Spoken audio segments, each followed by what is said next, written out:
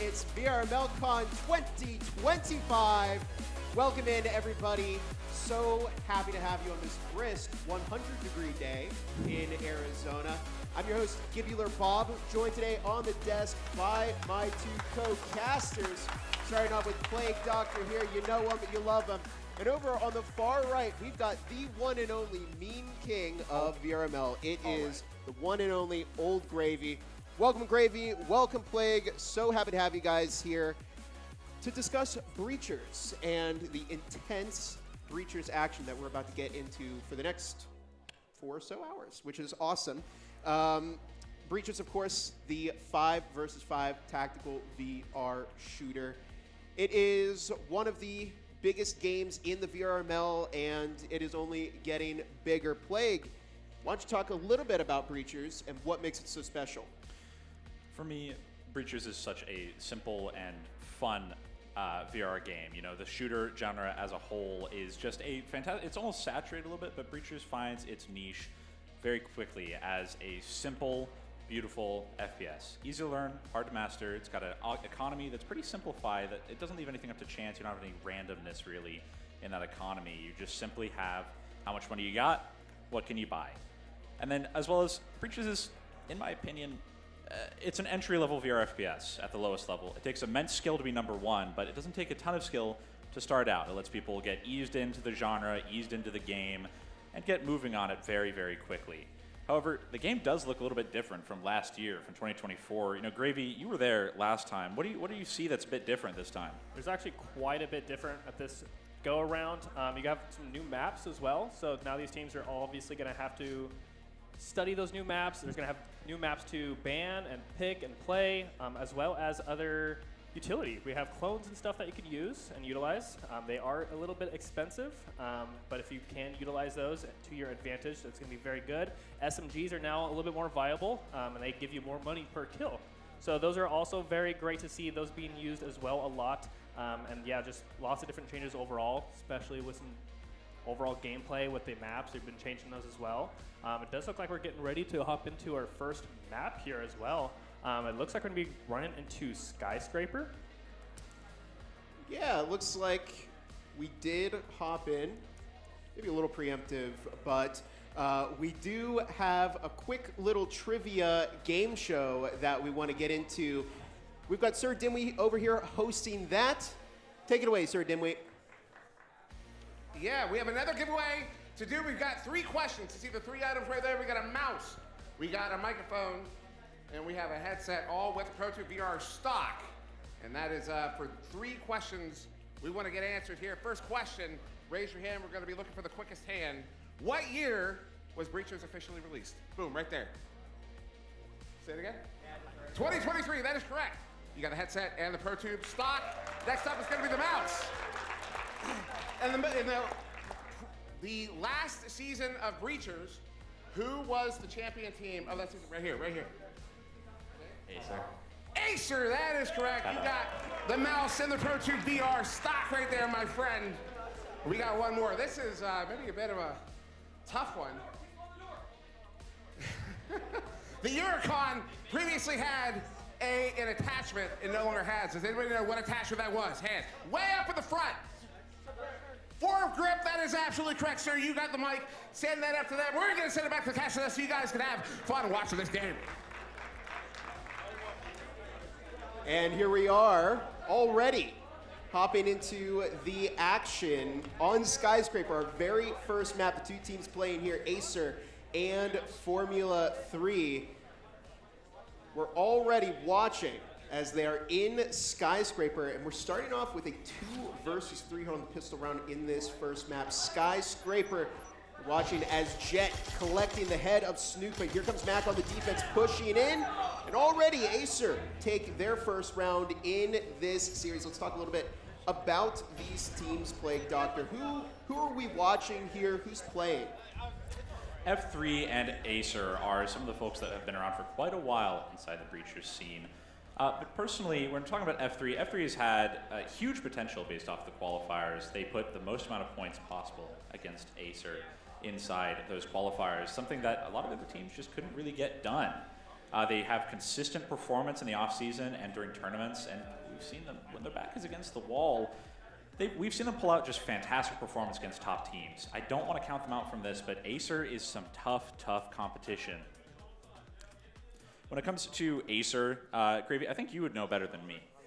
Well, I mean, Acer is the champs. I mean, in most games and shooters, they really like to stack their teams very strong with some very strong players, and they really just like to pull through and just really use their gun skill overall on everything. They're able to go ahead and collectively shoot that forehead and get those kills that they need. It does look like we are going to be hopping into the next round here. Yeah, already into the second round on Skyscraper. We're looking at Acer prepare for their entry into the building. Bit of an older map, Skyscraper, one of the originals released in Breachers. As Acer makes their charge, sights are on the second floor. And already we're seeing some action between Uncle Ron and Weirdo. 2 minutes on the clock. Plenty of time for Acer to make their move. Weirdo catches a little bit of damage heading over into the server room, but it won't cost them their life potentially yet. No, look, they're jumping out, and a good diversion allows Reaps to catch a kill onto Acer. Meanwhile, on the move still, Jet collecting the head of Reaps. Only a minute and a half left in this round. We do see LFT holding on to the EMP might be a good thing, as he might be able to get a little bit of a sneak up into the point. We'll have to see. But F3 is having a fantastic defense so far. Acer is down for the count health-wise. It's just something that we're not going to see F3 losing these rounds just yet. They did go down 1, but it feels like Acer didn't capitalize off of their economy as much as they could have, really. I think F3 has a fantastic potential to get this up, get some steam rolling, and just get these things up. But with a Jet incendiary on himself, unfortunately drops it at his feet. That's Jet down. That is now only 3 players left on the Acer side. As Snoop takes out another, Mac takes out Berserk. It is now a 1v4 for F3. Takes out 1, but Weirdo gets the clutch onto LFT. Wow, what a performance there. Obviously, there was a little bit of a whoopsie-daisy there of that incendiary grenade onto Jet. Losing that player could be very difficult, especially in this type of game.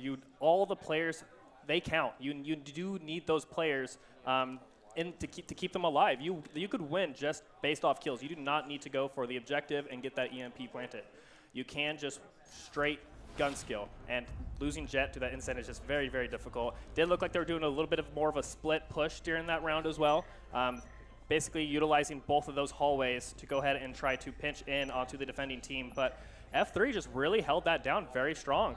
They were able to work together, use their call-outs, and really figure out that Acer, okay, they're on the other side of this Skyscraper, and they're pitching from both sides. But of course, those mistakes right there, they did cost them the round there of Acer. Yeah, now, I don't know. I mean, we've talked a lot about Skyscraper being offensive-sided, defensive-sided, so arguably the pressure is on Acer to do better in this first half. Obviously, F3 have picked up a round in response, but it's really about what happens now. Starting to see the economies inflate a little bit more, potentially some rifles coming out. But already, Acer looking to make their move. This was the only team, F3, that put in a 5-7 game against Acer in the qualifiers. So statistically speaking, F3 has, well, you could argue the best chance of pulling out a win against Acer, and almost a kill. Mac securing 1, making use of that RCP to find the first pick onto Acer. Incendiary is tossed, and Berserk catching the refrag. However, F3's economy, maybe this worked out a little bit better for them. Right now we're watching Acer take point, head into the Skyscraper. So far, nobody has found a second kill. One thing I have to say I'm surprised about, Bob, is we haven't really seen the EMP being planted at all. You know, for those who haven't really seen, the defense is defending a bomb, the attack is trying to plant the EMP. We haven't seen that at all. It's something where we're just going straight for kills, but that's sometimes the play, especially with the economy coming out right now. Acer up a little bit on economy, hopes to capitalize off of it, but they're down on some players. it's going to be rough for them to get in, especially with the defensive utility. As LFT peeks around, his teammate gets taken out. He's just walking around, takes down Snoop on stairs. Now it is just LFT who clutches it out and takes down Resi K. Honestly, I think F3 played that very well. It was just going to be a very difficult thing for them to go ahead and try to win that round when you're at that eco disadvantage, right? They did have 2 ARs going into that. I think they played that as best way that they could, especially for the place that they were pushing, right? They had 2 people up on Rome, up on that stairs, and they actually utilized that very well. They weren't spotted out by any of the utility of the drones. They were able to go ahead and get those last couple of picks that they needed. However, I just feel like those ARs really came in clutch right there, especially from LFT, to be able to recognize that there is another player still on that flank to go ahead and just turn around, capitalize on that, and get that pick that he needed. Again, yeah, didn't need to go ahead and, like you mentioned, you need to get that EMP plant. We could just go ahead and just get those kills. And that's what Acer's been proven to do. They're able to go ahead and get those kills that they need to go ahead and win all of those rounds. Question is, can they do it again? You know? Let's find out. Maybe, potentially. It would be solid to have a 3 points to 1 against F3. But of course they have to do that first. It would be the ideal first half for Acer to go in, but hey, that hasn't happened yet. As we enter round number 4 here on Skyscraper, a little bit of an opening exchange between Weirdo and Kha'Zix. Nobody's dead yet, but Kha'Zix has picked up a little boo-boo from that. 2 minutes on the clock as F3 holding down the fort. Kha'Zix in a little bit of a gunfight as we're watching the rest of the team make their way towards the objectives. On the bottom floor, minute 50 left in this round. Notably, Acer did win that last round, but they had so many players down that they're actually worse off on economy than they might have been if they had saved a few more players. That could work in F3's favor. Snoop getting the kill off there on Kha'Zix is going to be very big, but F3 has a fantastic defense going so far on Skyscraper. Acer is having to really try to go in any way they can, and they really need to not take these isolated 1v1s, Bob. We know that these players have the gunplay. F3 are no slackers when it comes to gunplay. Gravy would know that. Being a former member of F3, they have some good practice down. They have some good gunplay. Acer needs to not underestimate them. It feels like Acer is going, maybe we have higher skill, maybe we have higher gunplay, we can just push them, but they're going for isolated ones, and that's not working out for them as Resi K takes down yet another player. We'll see if it works out for them in the rest of the round, Bob. Yeah, and speaking of the rest of the round, there's less than a minute on the clock. Uncle Ron catching a pick on the Mac. Jet is caught out by Resi K, who dropped a double kill nonetheless. That leaves us with a 2 versus 2. It's Uncle Ron and Berserk against Weirdo and Resi K. 40 seconds left on the clock. This is a little bit interesting. Half a minute. Where is the EMP? I think Resi K knows exactly where it is. Incendiary deployed, but there's Uncle Ron on the flank. Gonna catch 1 headshot. Makes it a 1 versus 2. Can Weirdo solve this? Can they get F3 their second round against Acer? Here comes the swing. 1 kill, 2 kills. What a clutch from Weirdo. F3 tie it up here in the first half. Very beautiful clutch there from Weirdo. That was well played. I think Weirdo right there on that flank was able to go ahead and capitalize on that. The EMP, though, was right there in that hallway, and both of them were up and alive. I think they just spent a little bit too much time grabbing util or something, maybe, some weapons on the floor. But they should have just grabbed that EMP and just ran right into sight. Berserk came through that back window. That back window was open. If they just ran back into sight, plant the EMP in that spot that everyone likes to plant, and just run right outside, that would have been a very nice, secure round win. Right. But Weirdo was able to go ahead and capitalize on them just standing there in that hallway, and was able to go ahead and get that nice little 2-piece to go ahead and get that round over to F3. F3 is going to need to get all the rounds they can get on defense. A lot of people go ahead and state that Skyscraper is a defensive-sided map. If you're able to go ahead and get at least 2 rounds on offense like Acer has already done, you're going to be looking very good going into the defensive half. Yeah, I think F3...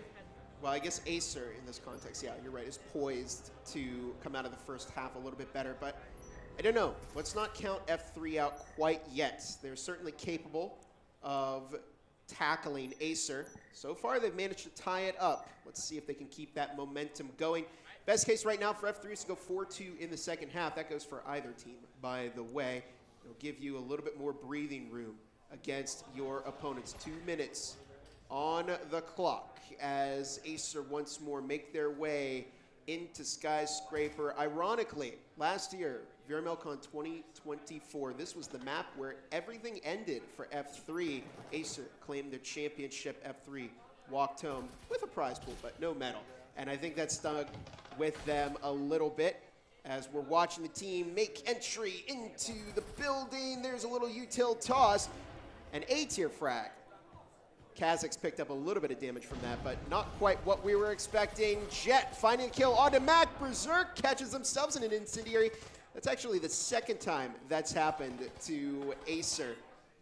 Kind of funny when you think about it. I'm sensing a theme. Yeah, yeah. A small theme. Now, trying to get into it, Acer just has been kind of stagnant here on radio.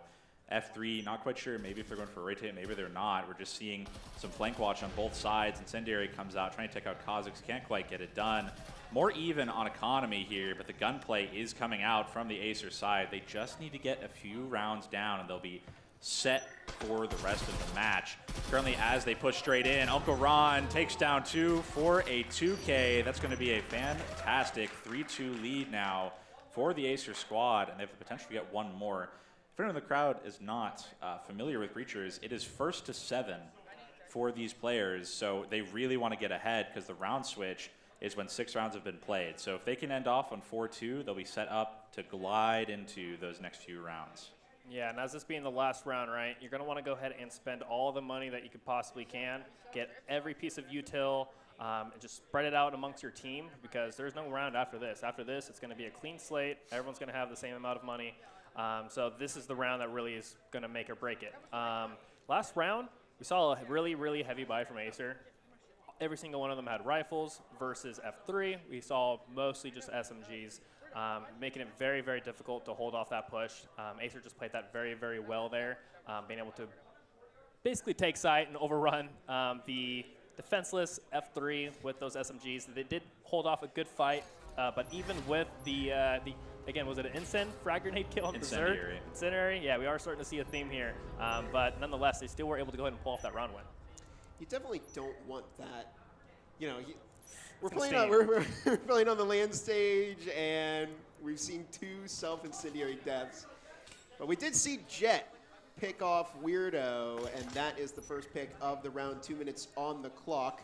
Once more, Acer on the offense. This is their last offensive round. They're going to switch to defense after this. Frag is tossed out. Didn't quite find anybody, however. 2 minutes on the clock. And Acer, they're going with this hard and fast play style. Now Snoop looking to deny them, looking to slow down the game a bit with a pick onto LFT. This is the B2 lounge where one of those bombs is, and Acer are going to do their best to deliver that EMP in there, plant it, and then wait the 40 seconds for it to defuse that bomb. Jet finds another pick, and there's a frag toss in the back of the room, an A-tier frag, but look at Berserk swinging in. They're going to catch a pick. It's now a 2 versus 3. Nobody's in the B2 lounge. Can F3 defend? Just trying to get these players off. They're getting the EMP on the wall. It's 3 turns to get it done, and then they have 40 seconds to either win or lose. Now 40 seconds is on the clock. Resi K is maybe trying to get a clutch off, as well as Mac. They want to play together on this. Some of these players sporting that new finalist skin from Triangle Factory for the last season finals. Jet takes down Mac. It's now all up to Resi K, trying to take down these 3 Acer players. Resi tries to take down Uncle Ron, gets it done, but gets refragged by Berserk. Well, that was it. That was for the switch here now. We're going to go ahead and be switching sides now. Acer is now going to be on the defense. I want to talk a little bit about that last round there. Berserk on that window. Really utilizing that window. It was a great performance. The way they synced up the wall being blown to swing in through that window and get that pick on any of those people that were holding down sight. And then as well with Ron watching that flank after the post plant. It was a very great post plant scenario. Honestly, couldn't have gone better for the side of Acer. Not too much that could have gone better, I guess, for the F3 squad. You had Rezi on the flank, trying to get a little bit of damage onto Acer, but it was a little bit too late, right? They already had 2 on site, 1 on the flank before we started to go ahead and push in there and try to do any actual damage and stop that Acer push. A little bit too late. All right, but here's the true question now: is can Acer still stay ahead on the defense? They had a successful offensive half on Skyscraper, which is weird. This map is usually 5-1 defense into the second half, so pressure on Acer. But F3, they've still got some work to do. They're still 2 points down, so arguably there's more pressure on their side to deliver. And we're watching as the sights are on the second floor once more of Skyscraper. Remember, we're in a best-of-3 series. And already, Uncle Ron catching a lot of damage. Will they get caught out? No, they're defended by Kazakhs, but Matt will still collect the pick. Minute 50 on the clock as LFT picks up a little bit of damage. I think their own teammate tossed that frag. Rezi catching LFT as here comes the push. It's all falling apart for F3, and it's only Berserk from Acer, and Rezi will get the kill. F3 make it that 2-1 clutch, and there it is now. They are just 1 round off of that tie. That does not look like the same F3 we were watching last before the switch. They played that super aggressive, very quick, almost as if they're maybe practicing this a little bit. Skyscraper's not very much so a map that gets practiced a whole lot in rotation, especially in comp or scrims or anything like that. It's not the favorite child, needless to say. And watching them be able to go ahead and push into that site with their team and the coordination, I mean, you hear these call-outs on stage, right? Coming in from the stair section and the balcony, they were able to go ahead and just take out that lounge area, blow up in that wall, and just completely overwhelm the Acer squad. They did try to do a little bit of a slowdown. We did see Jet there with the double kill with that Incen, slowing down the F3 squad, but just was not enough. They were able to work so well together as a team and catch them off guard to go ahead and get that very quick round win. Let's see if they can go ahead and carry on that momentum into this next round. I have to say, I think that's not the same F3 we saw in the qualifiers either, Definitely honestly. Not. They played well in the qualifiers against Acer. They didn't play so well against the other teams, but F3 is really bringing their A games onto the stage. They want this victory, Bob. And immediately a battle of trades, but F3 walk in with a little bit more momentum. Storm in, actually, holy moly, Uncle Ron catches a pick. Weirdo with an S-tier frag onto Uncle Ron, but look at this, it's a 2 versus 3. I don't want to call this out to reveal it, but it's suddenly a 1 versus 3, and F3 have complete site presence. And Acer, they just got kicked out of their own house. I don't know what to tell you. That was crazy. F3 with insane momentum. You blink, it was over. Yeah, exactly. There was just so much off-site pressure there. No one was actually in sight. They sent that drone in there, realized, okay, there's like 3 people watching this window. Got a couple of those picks, and Snoop just barreled through there. He said, peace out, team. Yeah. You guys have fun. Right. Just dove in like a swimming pool. Just ran straight in there. No one was in sight. Or the other side as well. They were both empty. And it's torture to not call that out here on the desk. Honestly, we're watching him just barrel on in. He looks around. I feel like he did the same situation. He was like, "Where is everyone?" Yeah.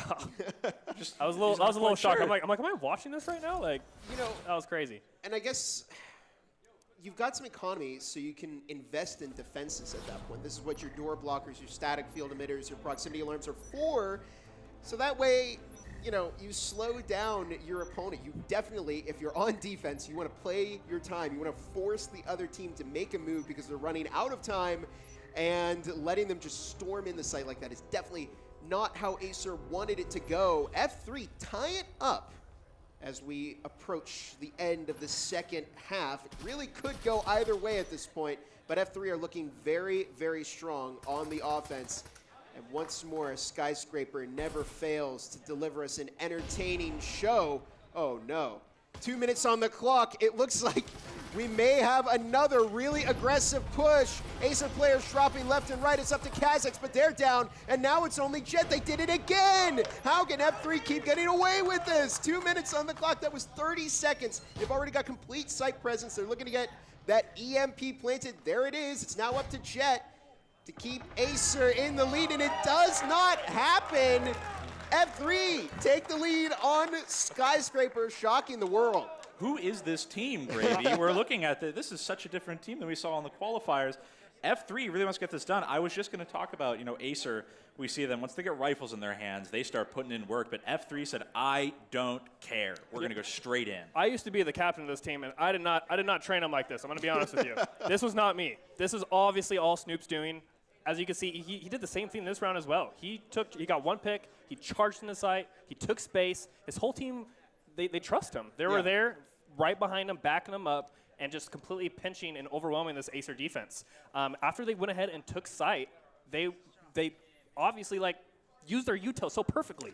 They threw that instant in a connector, and so they were not able to go back into that site to apply any type of pressure or anything like that. I mean, they're really putting the name to good use. I mean, Formula 3, right? You think fast. So they're playing very fast right now, and it is catching us all by surprise.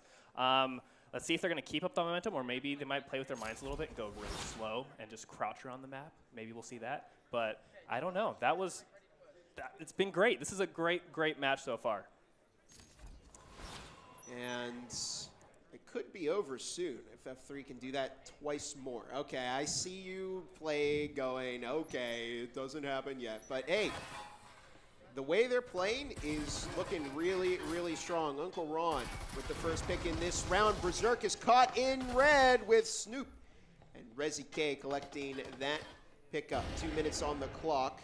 Acer looking to batten down the hatches and defend their sites. They want to cut off that momentum that F3 has been building up.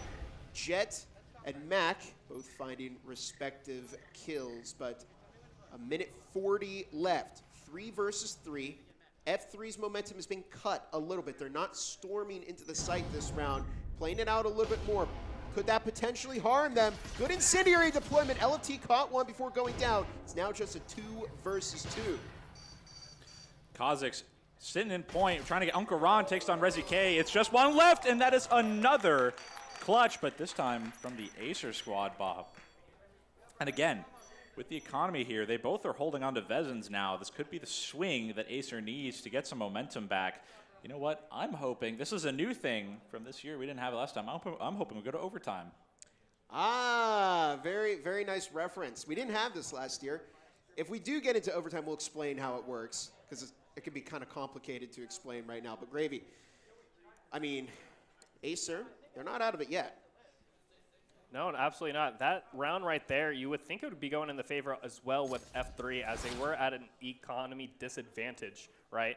They did go in there with rifles, not so much for the Acer squad. You saw lots of SMGs there, but they were still able to go ahead and pull off that win based off of their just straight up gun skill. They're able to go ahead and get those picks, and now that they're able to go ahead and pick up those ARs and carry those on over into the next round, which is really going to help their economy to basically spend it on other things, door blockers, so Snoop can't sprint in there again. So yeah, this is going to be a more difficult round now for F3, as they're going to have to go ahead and invest and buy these ARs again. We do see lots of util coming from both teams, though, so it is going to be a very interesting round here. It is tied 5-5. This next round is going to be a very important decider one right here.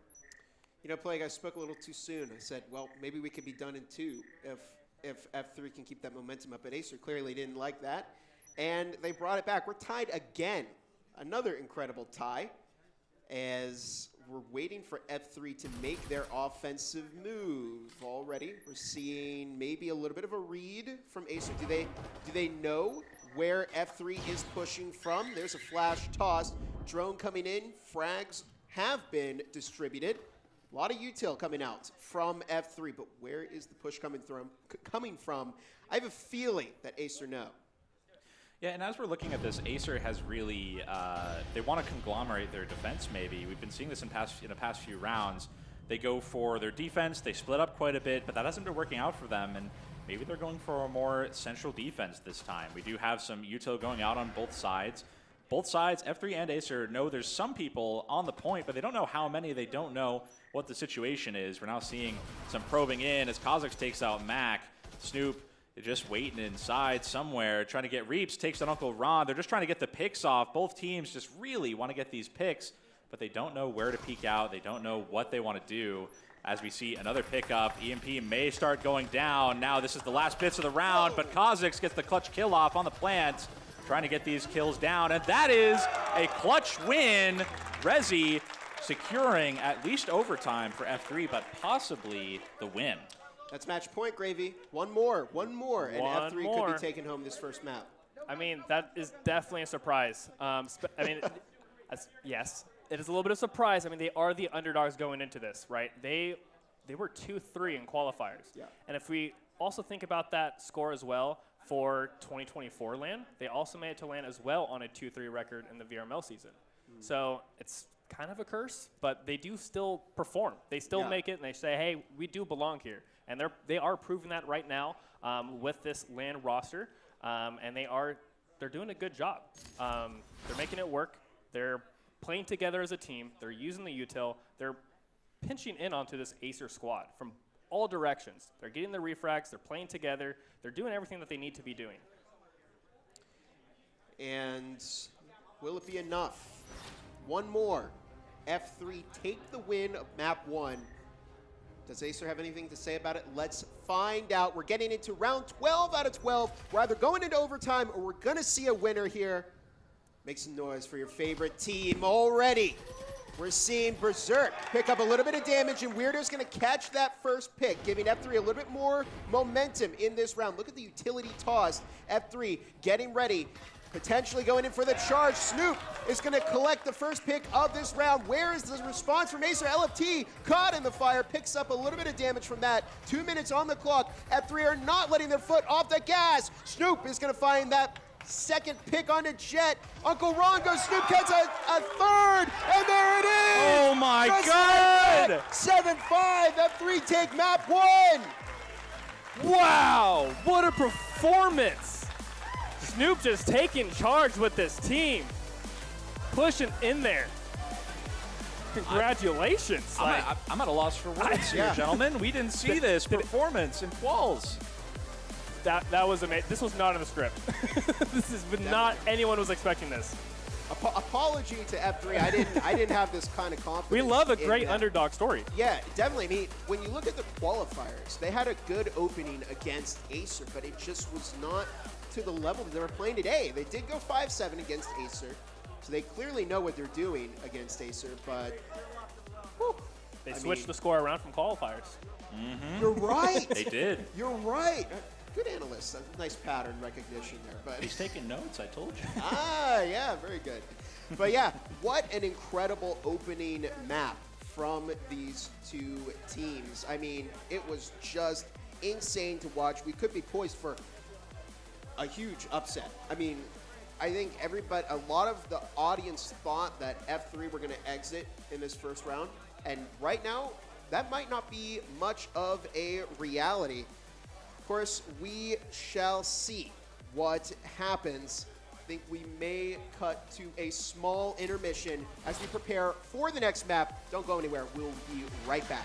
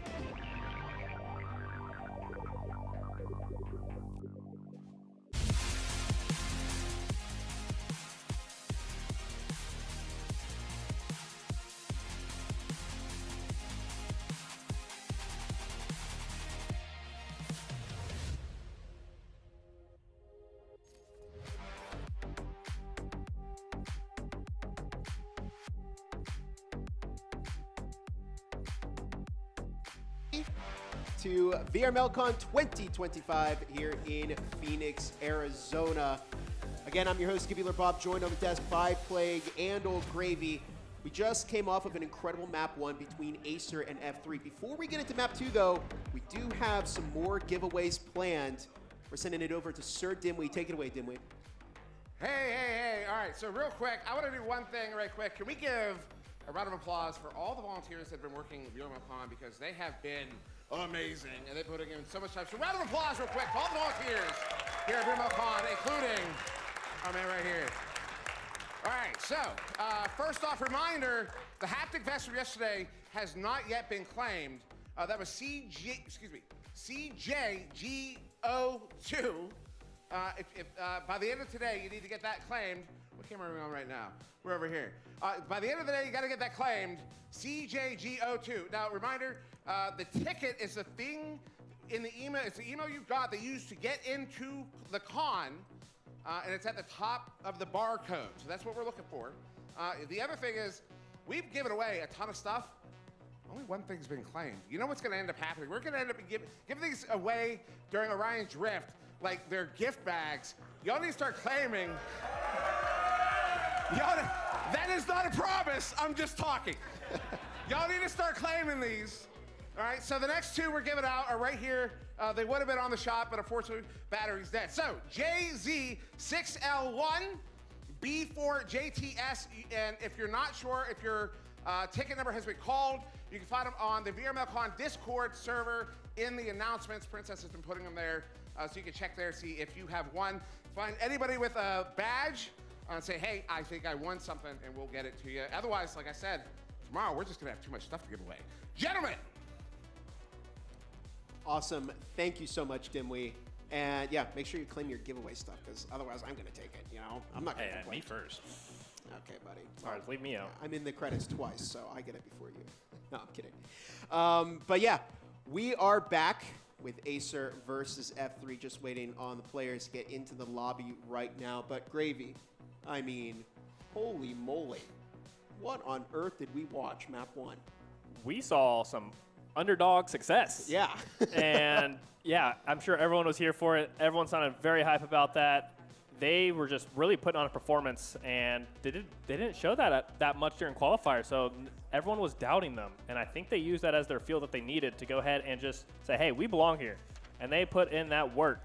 Worked so well together, perfect util. They played everything right to all their points. So got to give a big congrats to F3. Let's see if they can go ahead and continue pushing that forward onto this second map here. Yeah. Also, just want to talk a little bit about the players here. We have Berserk. He drove 23 hours to get to VRML CON. It's one of the Acer players. That is a far drive. Yeah, a little far. Just a little bit. A little bit. Even for the U.S., like, that is a lot. And then also a couple of different players as well. We have, again, Berserk and LFT. They were formal members of Formula 3. They did play alongside each other at the last con as well. So now they're playing against each other. Well, not against each other, but other name. So let's see if they're able to go ahead and kind of build a new team chemistry. You know, they have new teammates now, and see if they're able to go ahead and utilize that and bring it home for them on map 2. Yeah, I just want to spotlight Snoop, the IGL and entry fragger. I mean, entry fragger to say the least. Or diving that is an understatement. Diving in that site in the first 30 seconds of the round and getting complete site control for F3. But took over leadership after you exited F3 and really has done a tremendous job in terms of turning things around for this team and preparing them for this stage, because this is not easy to do, right? These players have put in an insane amount of time and work to get to this point. You know, to get through those qualifiers, it was something else. But I think without further ado, gentlemen, we're going to go ahead and get ready for our very next map. We're going to Dam. Dam is going to be a really, really exciting map to get in on. We have these two teams playing, and especially these two teams that have played Dam quite a bit during the season. It was one of the maps that was introduced for Season 4 of the VRML, and Mall a little bit later, which unfortunately was banned, along with Hideout, one of the other original maps. But Dam is a really, an especially odd one, honestly, because you don't see it a ton inside competitive play. We see that in Arctic. We sometimes see Dam later in the season, but I'm curious if F3 and Acer have just really refined their plays. We'll find out. It's not a map that's ever been seen before in VRML CON, which is, you know, you're seeing something brand new here. Added to the VRML CON map pool. I wanted to see Maul, but that got banned, so unfortunately. But hey, Dam is another really, really fun map. I'm excited to see what's going on. Of course, you're joining us here with F3 on the offense and Acer taking to the defense. This is Acer's chance to turn it around, take us to a third map. But if F3 have anything to say about it, they're going to end this series right here and kick Acer out of a VRML CON. That would be unprecedented. 2 minutes on the clock as F3 make their way in. A little bit of gunfire is exchanged between the two sides, and we're getting ready to see some utility deployment. Question is, can Acer shut out this F3 offense that was so strong? Already we're seeing Uncle Ron and Weirdo collect some picks. Here comes a dive in. Weirdo making use of that flashbang rework to get a kill, and an S-tier frag coming out from the Ace, who is with LFT in a 2 versus 2, minute and a half on the clock. The Ace is trying to just get these defensive plays down. They just can't quite get out and to push these players. F3 has picked up some fantastic spots, but LFT picks up Rezi. Now it is just Mac trying to take down 2 Acer players. This is not really what you want, Bob. You don't want to be stuck inside the building with Acer players. They're tricky, tricky players. You can't ever really just decide, oh, they're going to go here, they're going to go here. Will they flank me? Will they not? Mac has a lot of work ahead of him, especially here on pistol round. You don't have a lot of economy to work with. You can't fall back on the spray and pray strat with an SMG. You have to either get that plant down or clutch out with the pistol, and it just doesn't happen for Mac. If you're an Acer fan, that's a good start, Gravy. Absolutely. They played that one very well on defense. They kind of, I think they learned a little bit from the first map about how quick and aggressive this F3 team is playing. I saw a lot more, like, good util. Like, util actually getting what needed to be done. There was a frag grenade, S-tier frag. Getting one of those picks there pretty early on. And then also with that site in particular, you have 2 connector spots that go into the other site. So I saw them utilizing that a lot during that round. From hiding from flash grenades, ensigns, and frag grenades. They were able to go ahead and tuck behind that wall and protect themselves. And then when it's all said and done, come right back out and get those refrags that they needed. It did come down to a 2v2, very close game. But at the end of the day, Acer was able to go ahead and pull through victorious on that round, leading them into a 1-0 with the economy advantage. Last time F3 played on this map, they beat IV 7-0. That's some lore. Interesting that that's coming out now. You know, we already saw F3 take Skyscraper, but Plague, I mean, damn, could we potentially see Acer out? We could possibly, you know, last time we saw F3 play, they had a astounding performance against IV in the final matches of the season. And the fact that they're trying to continue this, they already have Mac picking up Uncle Ron. He couldn't quite get the kill off. They're already getting some momentum. The Ace does take down Snoop, who is trying to go for a little sneaky push through the vent. Acer's hoping to keep this evened up. They don't want to go the way of IV. You know, getting 7-0, especially at this high level of play, is insane. So F3 really was on their A game. We'll see if they can continue that trend here. Now on Dam, they're down a round. They're not down too much economy. If they can just get that EMP down, it'll work out a lot better for them. That's the trick, though. You got to get that EMP down. And right now, we're at a bit of a stalemate. Minute and a half on the clock. 4 versus 4.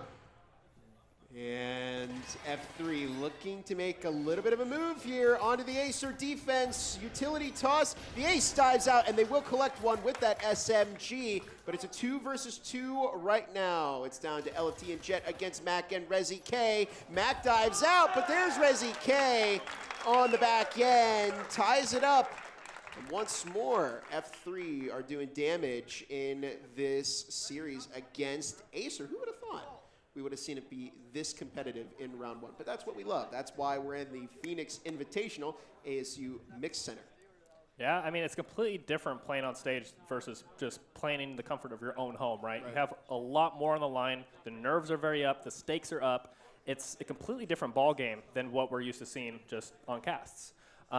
Especially in that round there, F3 had a very heavy SMG buy. Typically, you would see a lot more bit of saves and maybe some more pistols and such. But they were able to still pull that off on an economy disadvantage there. They played it very well into the aspect of, okay, let's go ahead and push through here, and we'll do a site switch, whatever seems more beneficial. And that's what we saw there. They went ahead and took that site and got those refrags that they needed. Again, we're not seeing a whole lot of EMP plants, but who needs those when you're going ahead and getting those refrags and getting those picks? Exactly. You know, sometimes you don't have to play the game the way it's intended, and that's clearly what these teams are doing. 2.5 minutes on the clock as we start round number 3. Nobody's taken momentum so far. Could we potentially see F3 or Acer take the lead? Well, we'll find out soon enough. Well, I will say, looking at the economy, it seems like both teams have enough to get rifles. To see if they did. Uncle Ron does get taken down with a clutch flash grenade. Now Snoop and Mac hoping to push through as well. They really want to get some momentum going, and F3 on the offense is in position to do so, but Jet on the lean can't quite take someone down. One thing I want to talk about, Bob, is a lot of these players do play PC VR. We're seeing the names faded on Quest. I believe IV has quite a few players who have name on Quest. The difference between PC VR and Quest might be the edge that F3 needs. We've seen them play on Quest 3 quite a bit. Oh, there's LFT catching the pick onto Rezi K. Kha'Zix dives up and is going to deny a little plant action coming in from F3. Minute and a half on the clock. Acer are down in players, but definitely not down overall. Minute 20. They have the position of the EMP. They know if they can guard that spot for another minute and 15 seconds. But F3 take yet another kill in this series, and Kha'Zix completely blinded there. I know earlier in the round we had Uncle Ron get picked, and it looked like they weren't shooting at their opponent. Well, the reason for that is because he couldn't see, right? So we just had a flashbang rework in the game, and it's a little piece of utility. You can throw it, and it explodes. It stuns and blinds everybody. They're looking at a black screen. They can't see anything, and they can't hear anything. Their ears are ringing when that happens. So Uncle Ron was like blind and couldn't see anything, couldn't hear anything. That's why they went down, and that's why the flashbang is such an important piece of utility in this game, especially after the rework, because you're going to buy one, you get two out of it, right? So you're getting so much more utility for a fraction of the cost. It's very, very helpful for entry. Not to mention, it flashes, so it blinds, it deafens, and it cripples. You can't move that fast either. Right. You can't sprint out. You have to slow walk out and hope that you get out in live. It gives you a sound cue when somebody's hit by it.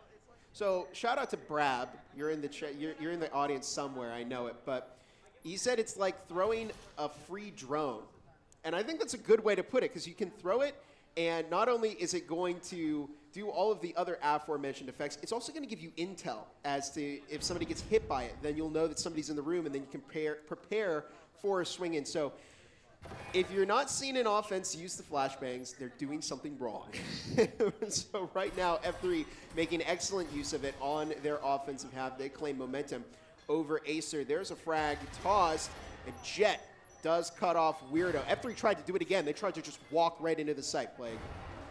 Yeah, they really try to get through, and I mean, honestly, might have been a good choice, but talk about the difference in points on these maps. Skyscraper, a little more close quarters. That's what I was talking about before with Breach's close quarters combat, CQB. But with Dam, it's a little more open. It's a little more long range. You can't just stroll on in typically, especially with the utility the other side can use. We've seen fantastic utility just like that. But that was a TK Incendiary. Number 3. I was just complimenting it, but that's number 3. But at least it was F3 who did it this time instead of Acer, else that would have been 3 from Acer.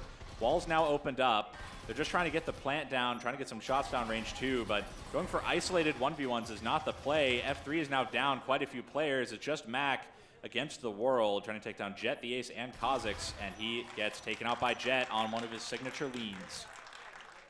Yeah, I'm not too sure what happened right there at that part where I think it was Faded that was shooting at LFT. Yeah. I don't know if he was blinded or not, or didn't see him, but it looked like they were kind of like staring at each other for quite a bit. And LFT as well, very, very aggressive, dangerous spot to be in, especially if that wall blows up. Kind of leaves your back exposed there. But it's also just a high risk, high reward place to be as well. If that wall isn't blown up, you can kind of stop the whole push, because that's the typical place where you're going to plant EMP. No one's going to take the, unless you're Snoop probably, running all the way into sight and just throwing the EMP back there.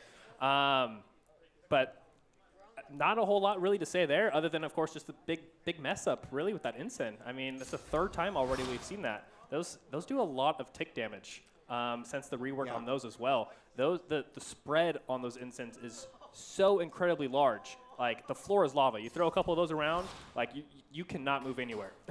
Yeah, you're slowed while you're standing in the fire, then you're being burnt to a crisp.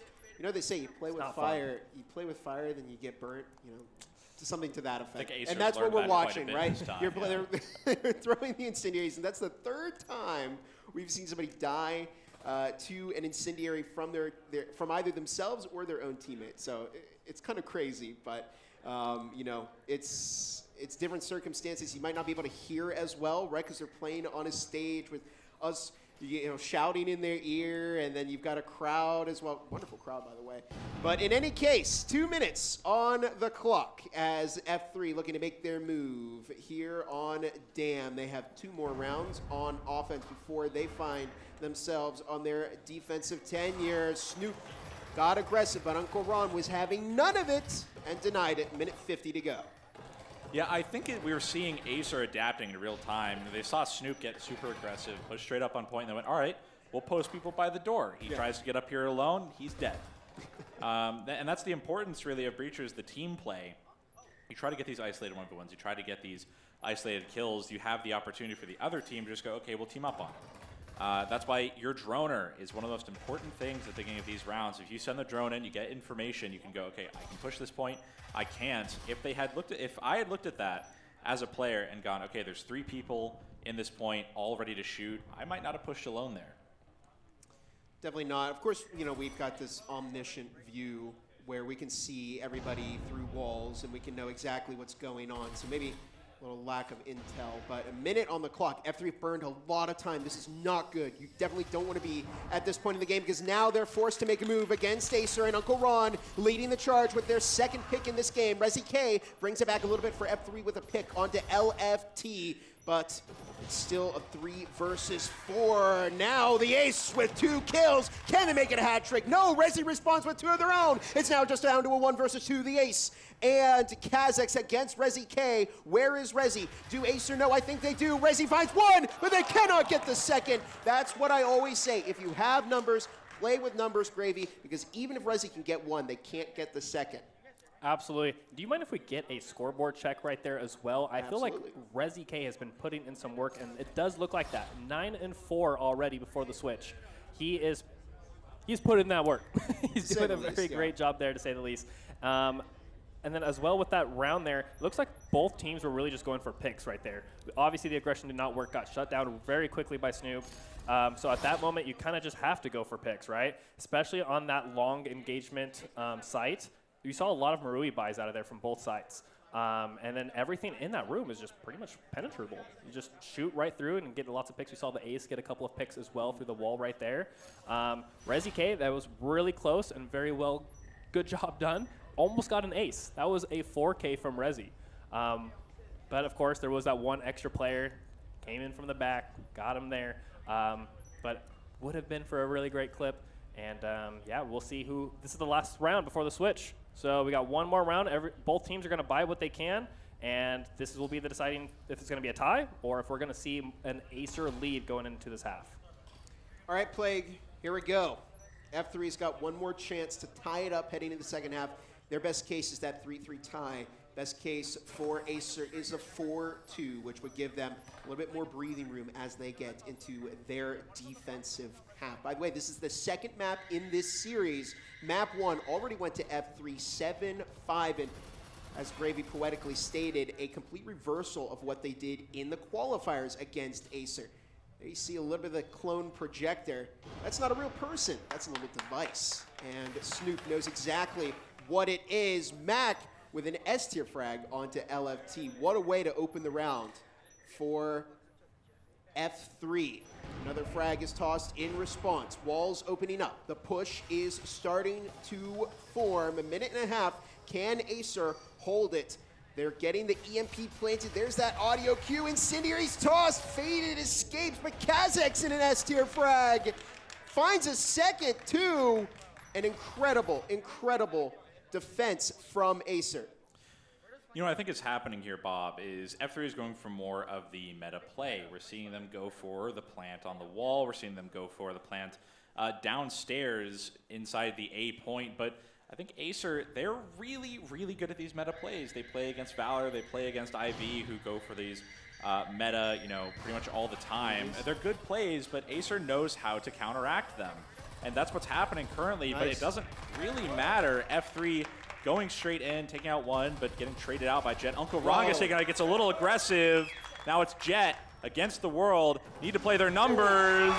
That's a tie right there. We talked about that last time, Bob. Playing their numbers, one on each side. He can't get them all. At S-tier positioning. And if you can't pull off that EMP plant, that's best case scenario.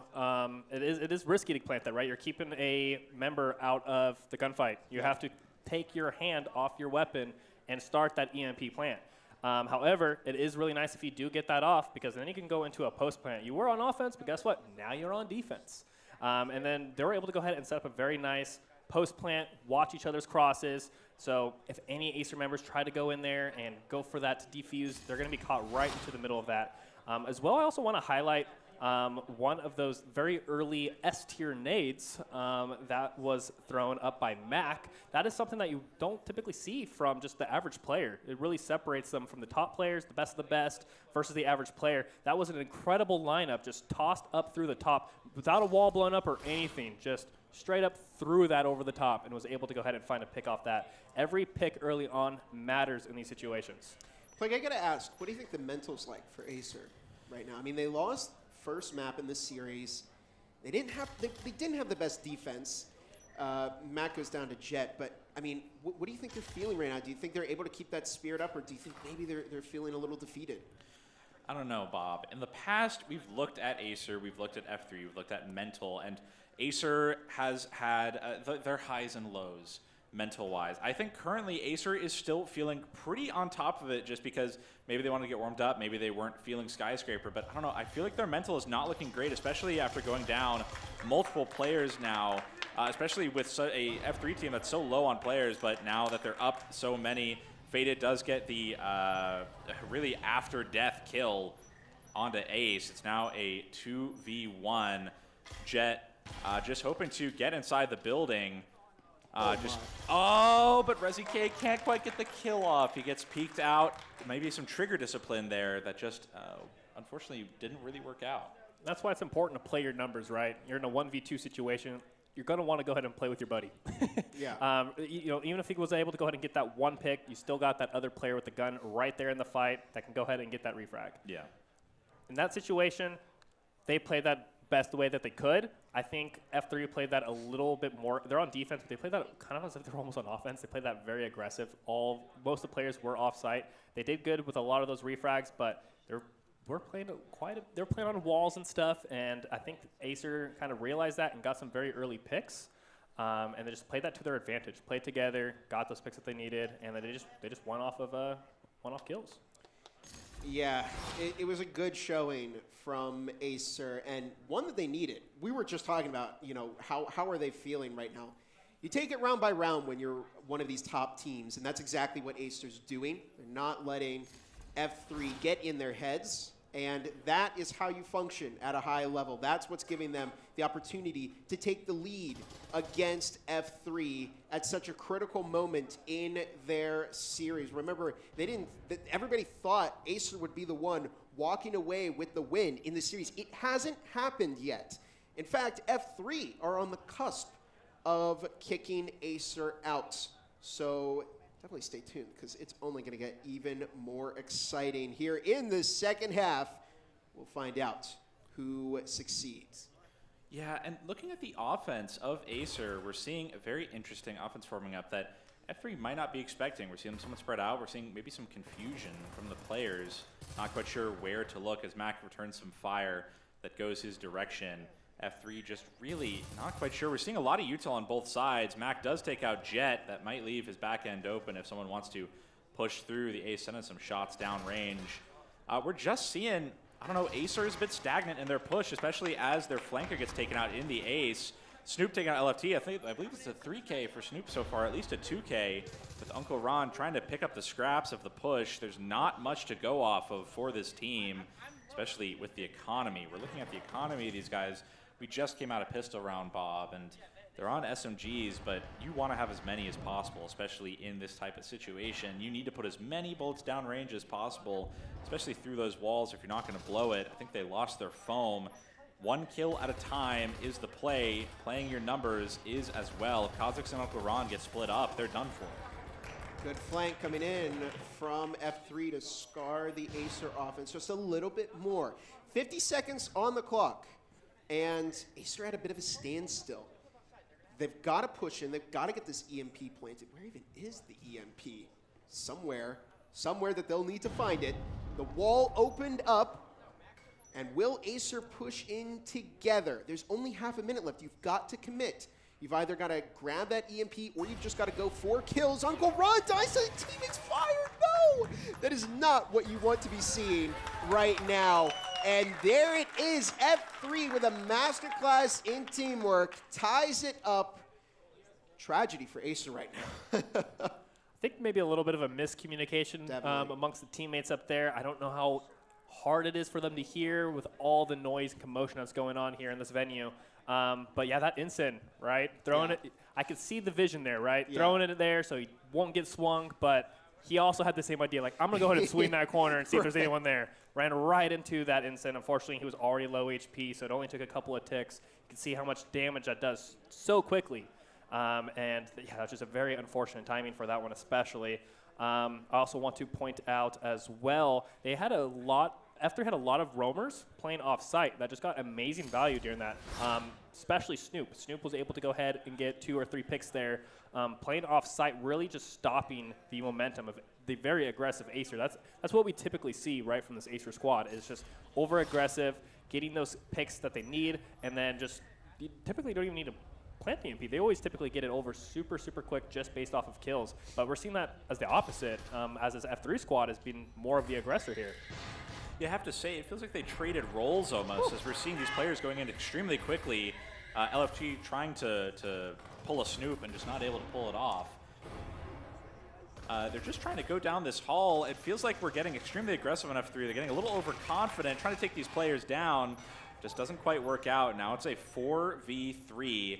Maybe time to pull back a bit to the point, reevaluate their strategy, especially with the economy as it is right now. There's not much to go around on both teams. We're still on round 9, setting off a proximity alarm. These players are ready and waiting for anyone to peek. Dam's a fascinating map. There's really long corridors, and then there's very tight crammed spaces. And on this bottom floor, you definitely get a lot more long-range engagement. So bringing out an SMG may not always be the best case. And yeah, I think F3 got a little bit too antsy on their first half of this defensive round. A minute and a half now, 3 versus 3. It's up to Kha'Zix, Uncle Ron, and the Ace against the remaining F3 players. A minute 20. They're spending time. It's taking them a very, very long time to get this play set up, get this push going. And when you leave yourself with less than a minute on the clock, guys, you're not going to have a lot of time to get in, get that EMP planted. You risk timing yourselves out, Plague. And honestly, Bob, you know what I'm worried about? Kha'Zix and Uncle Ron both have an incendiary. We've seen their track record so far in this matchup, and I don't know if I like that in their hands. We'll see if they can get that done. We do see some util on both sides. I want to see the push from F3 if the plant does go down, but I feel like the play here for F3 is really continue as they have been. They don't want to really get taken down. We're seeing the push now come into effect, but faded with the lean through. Takes on Uncle Ron. Kha'Zix wants the refrag, can't quite get it down. Another incendiary goes down, meaning Kha'Zix and the Ace are stuck inside the point. as the ace takes down Weirdo, evens it up, but now it's just Kha'Zix alone and gets pinched on both sides by F3. It's like I always say, if you have numbers, play numbers, Gravy. We've seen F3 do that like 3 times now. And it's always gotten them the win. I don't know where this team chemistry is necessarily coming from. It's because you left. They're they obviously play a lot better together. Clearly, yes. They've been practicing a lot of scrims, 1 to 2 a day, just trying to get ready for this con. And it's obviously showing here. With these refrags during that last round, they were getting some wall bane refrags. If you don't know, the walls that have the big X on them, you could use foam to blow that up, but you could also shoot through that. It is penetrable. Speaking of foam, I don't know if anybody has noticed, but they did not buy foam last round. No way, really? Really? So that is, yeah, Acer forgot to buy foam, which is very, very an important piece of util on offense. Someone has to have that foam. That opens up another line of engagement for the people, to shoot in on the site. That's very important. Now the whole Acer squad had to funnel in through one door, and F3 was able to just capitalize on that and just shoot in one direction. This is Breachers 101. You've always got to buy foam. Even if you're ecoing, you cannot go without foam, because if you can't open up walls, if you can't open up more places on the site to push, you're never going to be able to get in. You're putting yourself into a kill funnel, and that's exactly what happened to Acer. F3 take the lead. 2 more rounds, gentlemen, and they will have a series win over Acer. That would be insane. But in the meantime, we're watching Acer looking to pick up and come back against F3. There's potential here. I mean, come on, they're down by 1 round. So they've got the ability to come back. They could take us to a 3rd map. But right now, F3 are on fire, not just from their own teammates incendiaries, but also in the low blow, Bob. Figurative sense. Low blow. Hey, everybody's been doing it today. Oh my goodness, good pick by Mac. 4 versus 4, minute and a half to go. And Acer burned a lot of time. Weirdo catches a kill onto Jet as the push makes its way towards Site A. A minute 20. Where are Acer going to go with this? Yeah, we're trying to see them push into the point. It's a very odd defense F3 may be employing. Wall is opened up. We'll see if they change their positioning at all. Static down on the wall is not going to be great for the Acer player, especially on a 3v4, Bob. You really don't want that at this late in the game. The lean peaks that F3 could be taking, the lean peaks that Acer could be missing, especially with the utility. It's just not a good situation. With shooter games, especially like Breachers, you want 0 unknowns. Wow. And with Weirdo pushing out and resonating out with the ace, because of those unknowns, because of those things that the Acer squad just misses, they get taken down 1 mistake at a time. Are we getting really close to a very large upset? I mean, Acer this is their game. This is one of their games, right? They're the champs in most of the shooter games, right? Mm-hmm. This is what they do.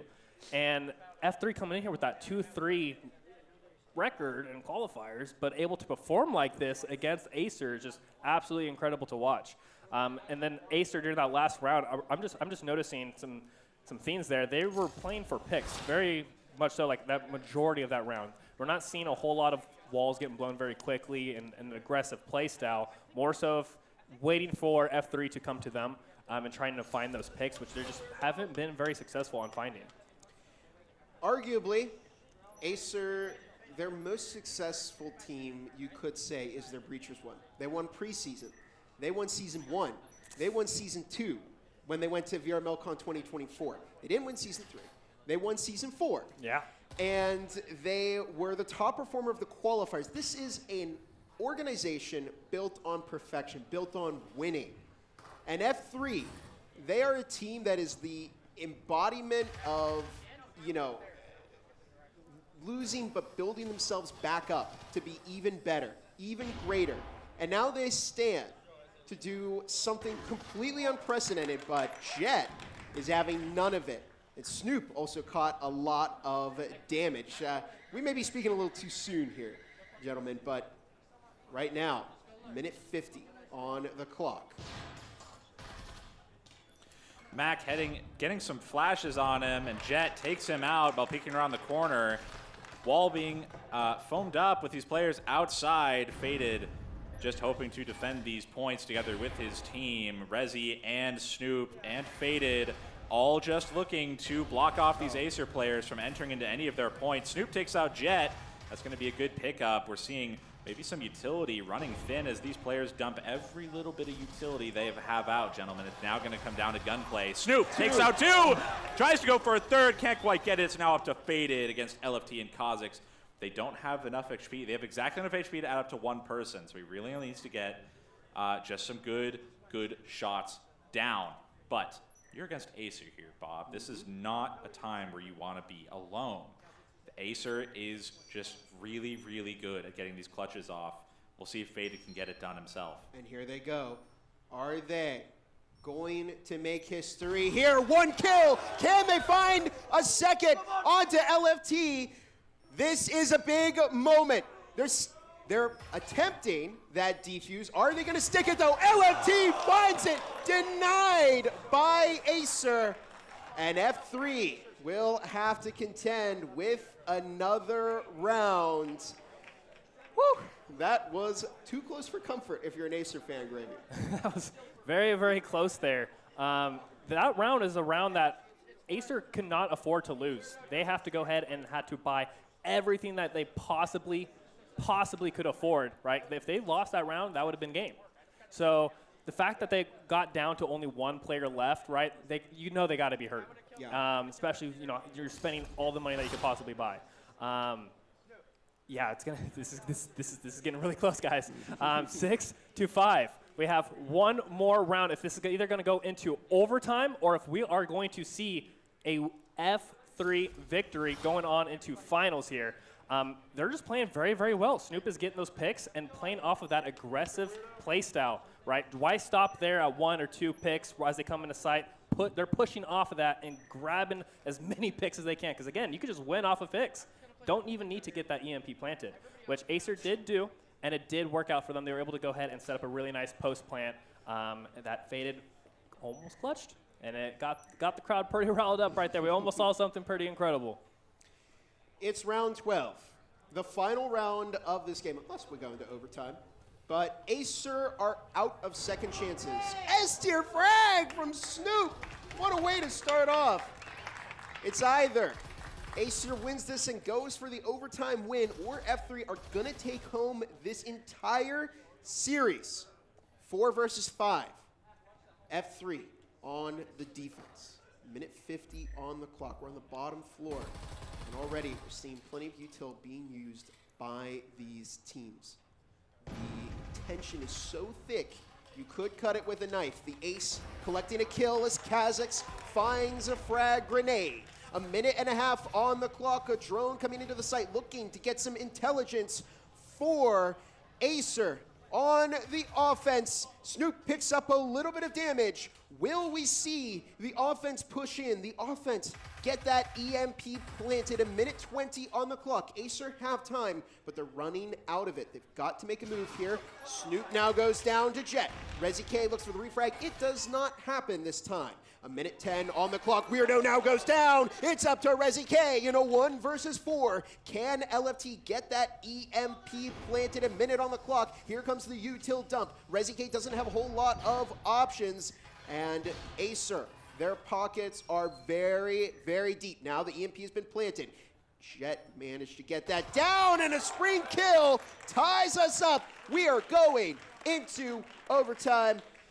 Plague, why don't you go ahead and explain to our wonderful crowd here how overtime works? Overtime was a new addition in between these two cons. Normally, if you got to 6-6, you would tie, and I feel like the devs thought that was a bit of a bad resolution. You don't want to go for a tie. You want to have a definite winner. So now they've put in overtime. Overtime makes it so that the team with the most points, if you bring up the scoreboard, Bob, you can see these players each have points. You get points by getting hits, getting kills, planting EMP, and everything else. Right now, F3 had the most points. They chose the side they wanted. They chose offense. Now they get to choose the offense. Both teams have the same amount of economy. Both teams have the same playing field, but F3 got to choose the side they wanted. It all comes down to this. And a bit auspicious, honestly. We're on the same exact floor, a bit of a redo from last time, except for they have their sides switched around. Can F3 get this round off? We saw Acer go for a bit of a off-meta plant spot last time just because they knew utility was going to get put on that wall. It worked. Rezi obviously thought that the plant was going to be in that more desirable spot through the instant, and it was not indeed there. It got planted in a different spot, so that was a very good read by the Acer squad. We have hit the maximum possible rounds. It cannot go after this. We are either going to see Acer win or we're going to see F3. There's not going to be any ties, which is awesome. We love no ties. Any case, 2 minutes, 10 seconds left. F3 had a really solid offense. Oh, an S-tier frag from Weirdo. What a way to open. Beautiful lineup. Are Acer out of it? Not yet. They still have plenty of time left. They've got 4 players alive, but that is a deep, deep cut at the start of this round. A minute 50 now as F3 slowly preparing for their push. Here comes Util. Flashbangs, smoke, incendiaries. F3 are throwing everything they can at Acer. Jet finding the pick with the Marui. A minute and a half on the clock. It's crunch time for F3. They've got to make a move. They've got to get in this site. They've got to try and find some momentum against Acer. Can they? We'll find out soon enough. Minute 20. They're going for the EMP plant. 1, 2, no, it didn't happen. Jet dropped a double kill, and now F3 are in a lot of trouble.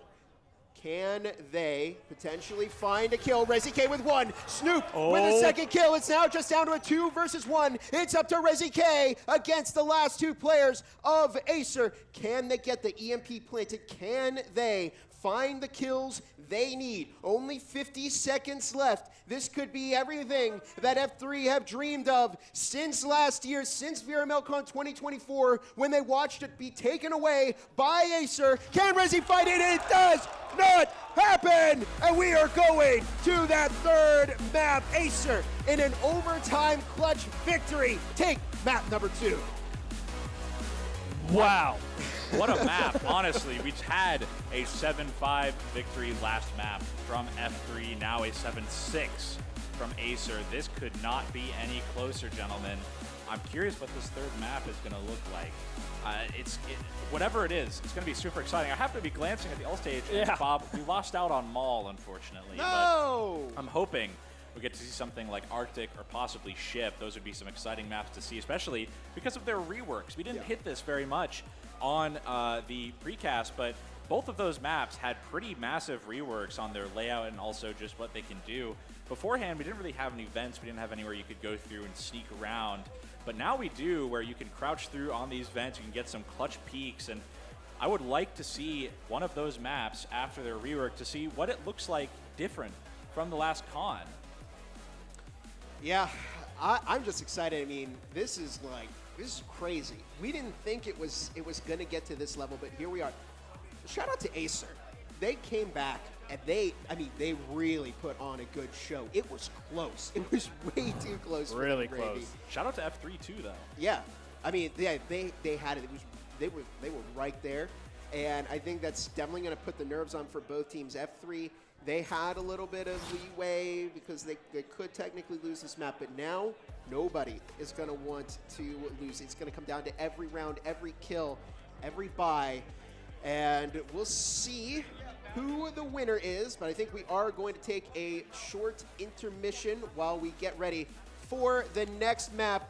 Do not go away, because what you're about to see is going to be one of the greatest series finales in Breacher's VRML history. We'll be right back.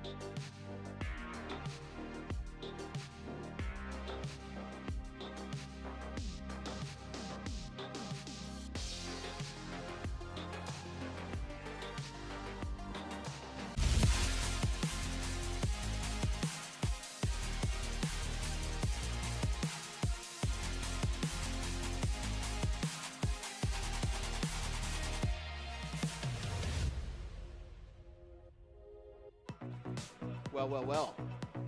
Now we are back after what was a phenomenal second map in this series between F3 and Acer. It's gone so many different ways that, you know, we originally thought it would. But this is why we love Con, the opportunity for things to just go crazy and for these players to just put on an incredible show. And that's exactly what we got.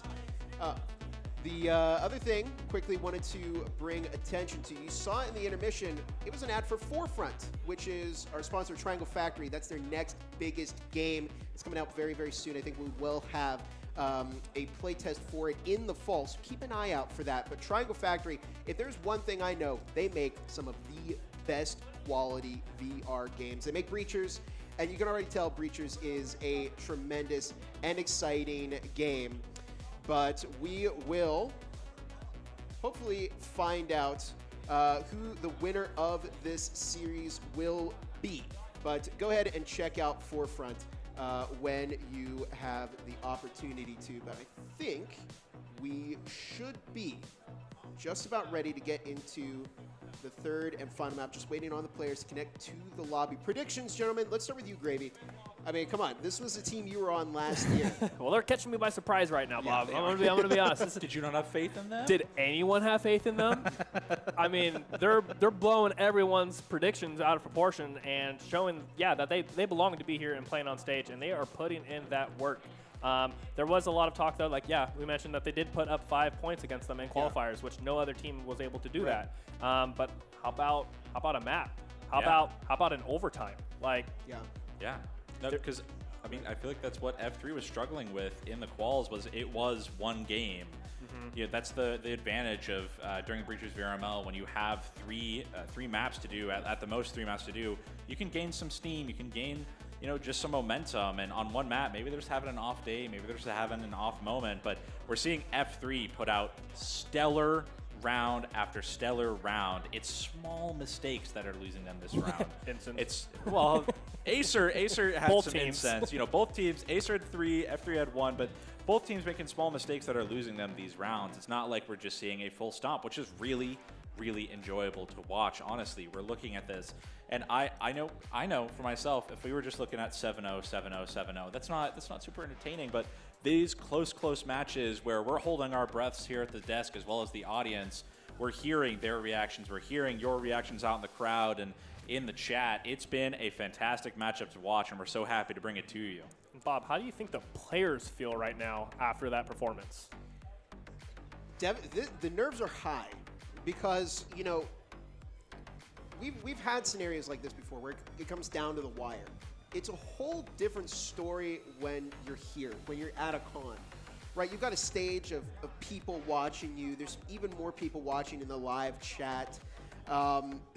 You're in an unfamiliar environment where your hearing might not be as great, and there's all these little things that are so different that really kind of add to the tension. And especially considering where we are in this series, I have a feeling we may see some mistakes caused by just the pressure of the environment that they're in right now. I think the team that can make the least mistakes, the team that can overcome how this difference, is definitely going to be the more successful one. But it's just difficult to say. By the way, the reason we were a little hard on F3 in the qualifiers, they did really well against Acer 5-7 round 1, but after that they struggled, guys. They lost against Valor, they lost against IV, and they did beat the other 2 teams that were in the qualifiers, but they just didn't have the record that everybody else did. And so they went into this as the underdog, but from what we've seen, they have put on an incredible show. And, well, I'm honestly excited to just get down to business and see if they have what it takes to do this. Really quick, wanted to shout this out. Sponsor, ProTube VR. Look at this. The ProTube VRML CON 2025 gun stock. Look at this. You got the beautiful, beautiful Phoenix design, VRML CON logo on it, magnetic. attachments where you can put your controllers in, and it helps stabilize your aim. These are a limited time item right now. But without further ado, we are getting into the final map in this series between Acer and F3. We're going to where it all began, Factory. First map ever in Breachers. It was all the way in the pre-alpha, was joined by Hideout and Skyscraper on launch. If there's one thing we know about this map, Gravy, it's that you really can't surprise anybody here. Absolutely not. I mean, they haven't even done any reworks to it. I mean, they don't need to. It's it's perfected. Everyone loves Factory. This one is the favorite child, if I'm going to be honest. This one and obviously Hideout. Unfortunately, Hideout did get banned. I'm so glad it was. I see Hideout way too much, Gravy. Come on. Yeah, and it would have been nice to see maybe some of the newer maps as well. Mall, honorable mention. But Factory, I mean, that's everyone's bread and butter. Everyone knows where all the common plant spots are, where to look out for the trip mines, all the head peaks, especially at this level, right? So really just it's going to come down to those mistakes, like Bob was mentioning, and if they're able to go ahead and get those very important picks that they're going to need. We cannot go past this map. At the end of this, it's either going to be Acer moving on, or it's going to be F3 pulling off the most legendary upset in VRML CON Breachers history. Right now, we're looking at Acer on the offense. The ace has already found the first pick. And F3 taking to the defense. They started off on offense. They got a lot of momentum on their offensive half last time, Plague. Question is, can they do it now that they're on defense?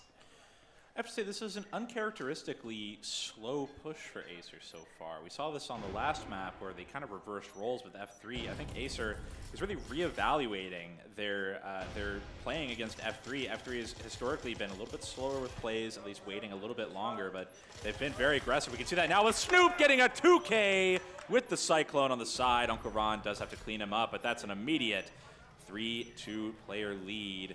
We do still see not a bad situation for the Acer players. They can really get this done, especially just with the health situation on both sides. As I say that, Weirdo gets the peek out onto the ace. It's now just Uncle Ron. He really needs to get some clutch picks off. Cakes down one, hopes to take down another. Needs to get a 3K to win this out, Bob. And there's an incendiary deployed. Uncle Ron playing a dangerous game with the catch, one pick. They're looking for the second. Oh! What a clutch by Uncle Ron. Acer have shown up to this third map, ready to play. Uncle Ron was on one health. One health. If you breathed on Uncle Ron, he would have died. That is how close that was. And it is a completely insane clutch. And a great way for Acer to start this off, oh, wow. I mean, this is what we came here to see, right? Yeah, 100%. Like, yeah. can we give it up one more time right there for that clutch from Ron? That was crazy. Anyways, we got Snoop right there with that 2K in the roam. Beautifully done there.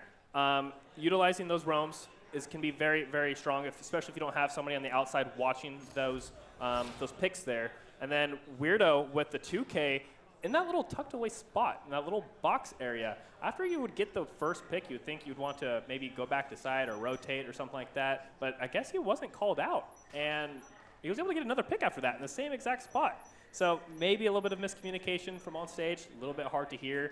But regardless, well done there. And then the beautiful clutch there from Ron.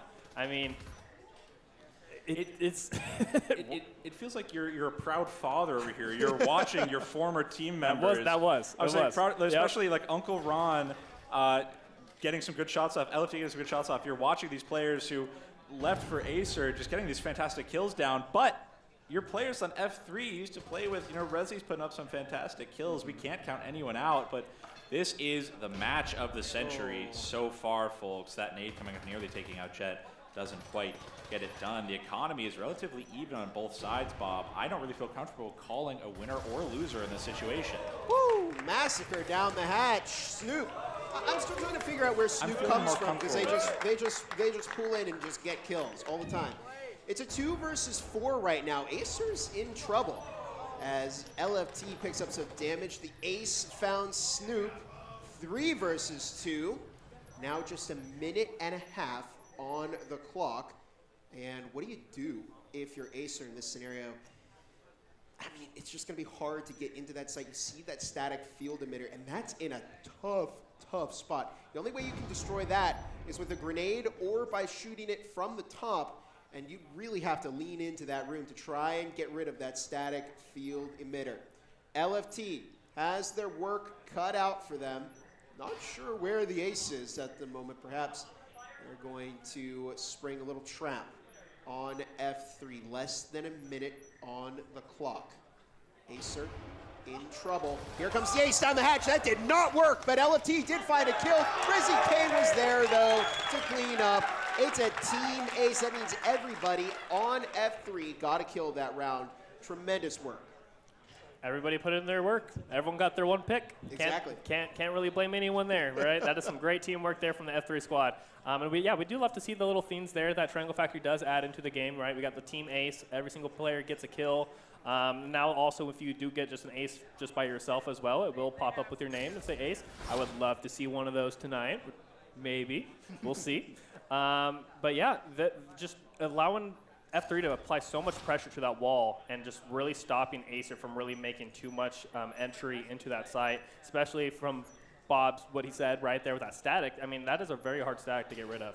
That can really push back a team from really making any progress into that site. So really you just had to come down to those picks there, and F3, surprise, they were able to all get their pick. Well, that's the thing with the statics is a lot of people, you don't use the static for damage.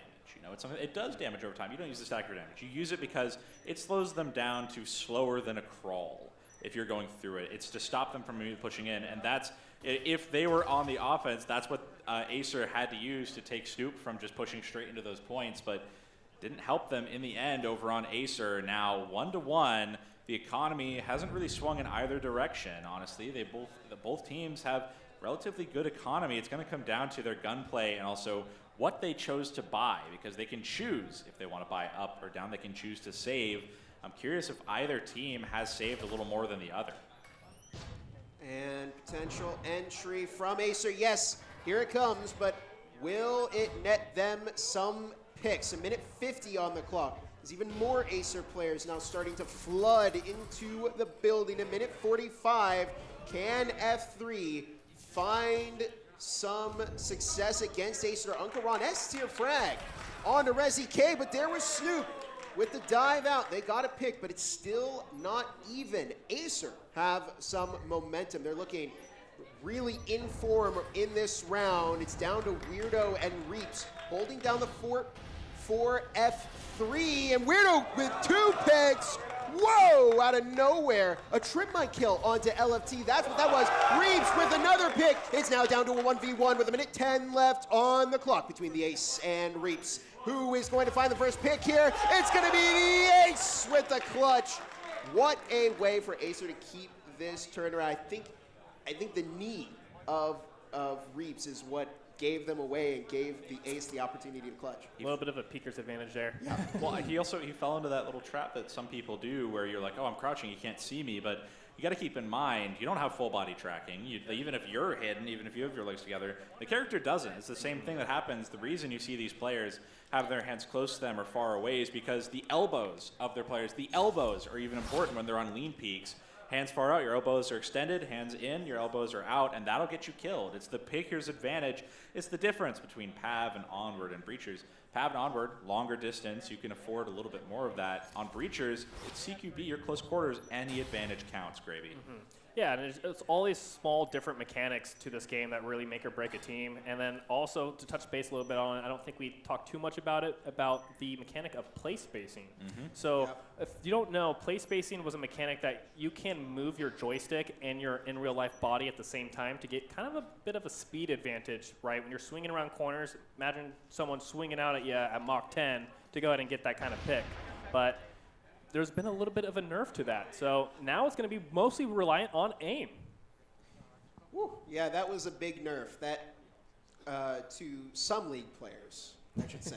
Some. Yes. Some of them did not rely on the technique of play spacing, but there were definitely people that play spaced more than others. And so it really changed the dynamic of competitive to see who is using this technique and who is going to learn how to play Breachers in this brand new way. A-tier frag, by the way. I don't know if you two were watching that at the start, but that was a bounce off the wall, and it landed, almost caught somebody on Acer. Good throw by F3. Speaking of F3, they're down by 1 round right now. We're in round 4. They're running out of time to get a couple points in their first half. Best case scenario for Acer, still that 5-1, and best F3 can do is the 4-2 play. Yeah, it's going to be odd to see how these players change their playstyle. Snoop going for another utility out. We saw very aggressive plays from F3 with utility. They tried to go for the pre-nade, they tried to go for the incendiary both times, just really didn't get results. Oh, no. It just resulted in a death. Now LFT going straight for the plant on Acer. This is a bit of a bad situation. Full A-hold from the Acer side, but Mac has something to say about that until Jet cuts him off right at the push. 3v2, Bob. Acer has 3, F3 has 2. As Rezi gets taken down, it's up to Reefs to get this 3K onto Acer. And with this EMP plant and with these walls blown, Bob, is it really a good idea for Reefs to push, or should he go for a save? I'm just not quite sure. I think his salvage here. We'll get Gravy's opinion on this in just a few seconds, but yeah, when you're in Reeves' position, you're in a 1v3, your opponents you at least have some knowledge of rifles that they've got. You know that they've probably got a lot of utility because they have deep pockets, so there's just not a whole lot you can do. That was an incredible play by Ace there, Gravy. I mean, they opened up the wall and they rushed into the site and they got the EMP planted, and that was really all there was to it. I mean, that was really a textbook push by Acer. It was, but there was also a little bit of something off meta about that play that you don't typically see in most comp play. Yeah. They were able to go ahead and send 2 people through assembly to blow up that backed wall and completely just pinch that site of anyone that was in there. Luckily, there wasn't even that many people in there, but if there was, it was going to be a very aggressive and successful play just because they had no utility in assembly, no players in assembly, just allowed those 2 players to just sneak all the way up there and just take so much space. So yeah, once they got that wall open, I mean, from there, it's pretty easy to go ahead and just take full control of site. And after grabbing that EMP and getting that plant down in a 3v1 situation, yeah, I'd save 2. I mean, getting that clutch, getting that EMP down within that time limit as well, that's going to be a very difficult job for anybody to do. So might as well just go ahead and take that rifle into the next round. That way you can go ahead and buy some more utility for your teammates, or even a weapon for them. Which is going to really soften the blow coming into these next following rounds. Yeah, if you survive at the end of the round, you get to keep what you have going into the next one. That's what we call salvaging or saving. Good technique by F3. But Plague Acer really showing up here on this 3rd and final map. F3 have struggled to find their footing here so far on the defense, but we potentially see a change. Rezi K through the wall. Beautiful incendiary deployment, making it a 4 versus 4, 2 minutes on the clock.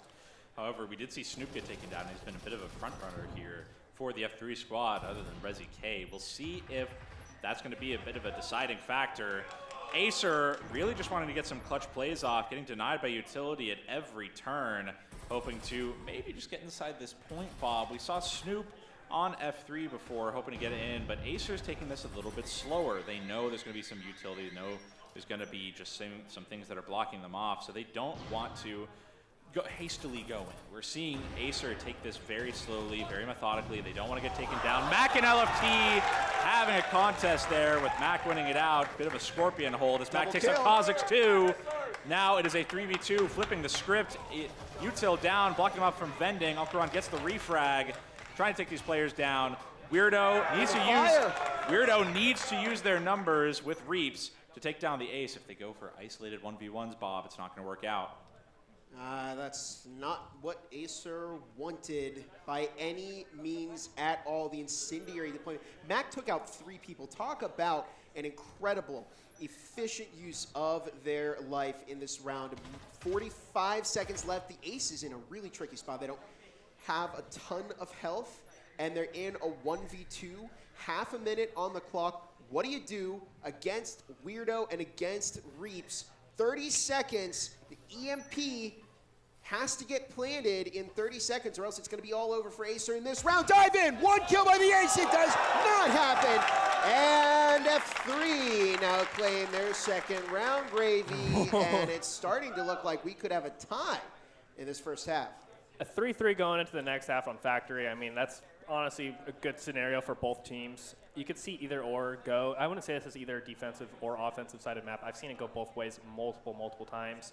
That last round there, yeah, shout out to Mac, right? Playing that wall very well. He baited those trip mines, waited for LFT to start shooting at those to go ahead and get into a little scuffle with him, a little arena round, if you will, and was able to go ahead and get that pick. He also threw that instant and got a kill beyond the grave as well. So, I mean, some great util usage from this team. And, I mean, Acer was playing that very well off there in the beginning, right? We saw a lot of Marui buys. Marui, by the way, is the more long-range, more consistent weapon for one-tap headshots at any range. Vezin, a little bit more close range. So you saw a lot of those bought in that one, some more long-range encounter sight, I guess you could say. So, yeah, they were playing a little bit farther back, and they were finding those picks, but Mac really saved it right there for F3. That was very well played. You'd love to see F3 staying competitive, and to their credit, Acer have not, I mean, they've been a step ahead in this game so far. They've got the lead over F3. They put on another amazing show. And if they have anything to say about it, they want it to be 4-2 heading into the second half. It wouldn't be, like Revy said, terrible for either team if they went tied into the second half. But if you're Acer, you want to keep up that momentum as much as you possibly can. There's the hatch open into Kitchen, where Acer are looking to potentially get a little pick. There's a frag toss. It claims a bit of damage onto Jet, but Weirdo did not find a kill. Rezi through the wall. Good wall bang, making excellent use of that Vezin. 4 versus 4, minute 40 on the clock. Kha'Zix pushing downstairs, hoping to maybe get some kills down, looting his friend's bodies. You really have to just get some loot down. You really need to get any rifle you can in your hands. An A-point hold is one of the best things that F3 could do. We know that's the meta push. We know that that's what typically a lot of players would want to do, but I'm surprised, honestly, to see Acer not maybe going for a bit of an off-meta. They don't need to, though. Jet pushes through, gets a 2K with the collateral. It's now just Rezi K. On the F3 side, it gets an incendiary at his feet. A lake of fire inside the connector. It takes him down. That is a dominant lead for Acer into the next half. So yeah, the incendiary has been improved a little from last Just year. a little bit. It actually covers the whole area. You know, it's really nice. It does what it's supposed to do. What if we get a scoreboard checkup going into this next half here? Look at that. We see it very pretty spread out, though, Yeah. I would say. Your boy Uncle Ron's up there, dude. Good job, Ron. Shout out to Ron, right?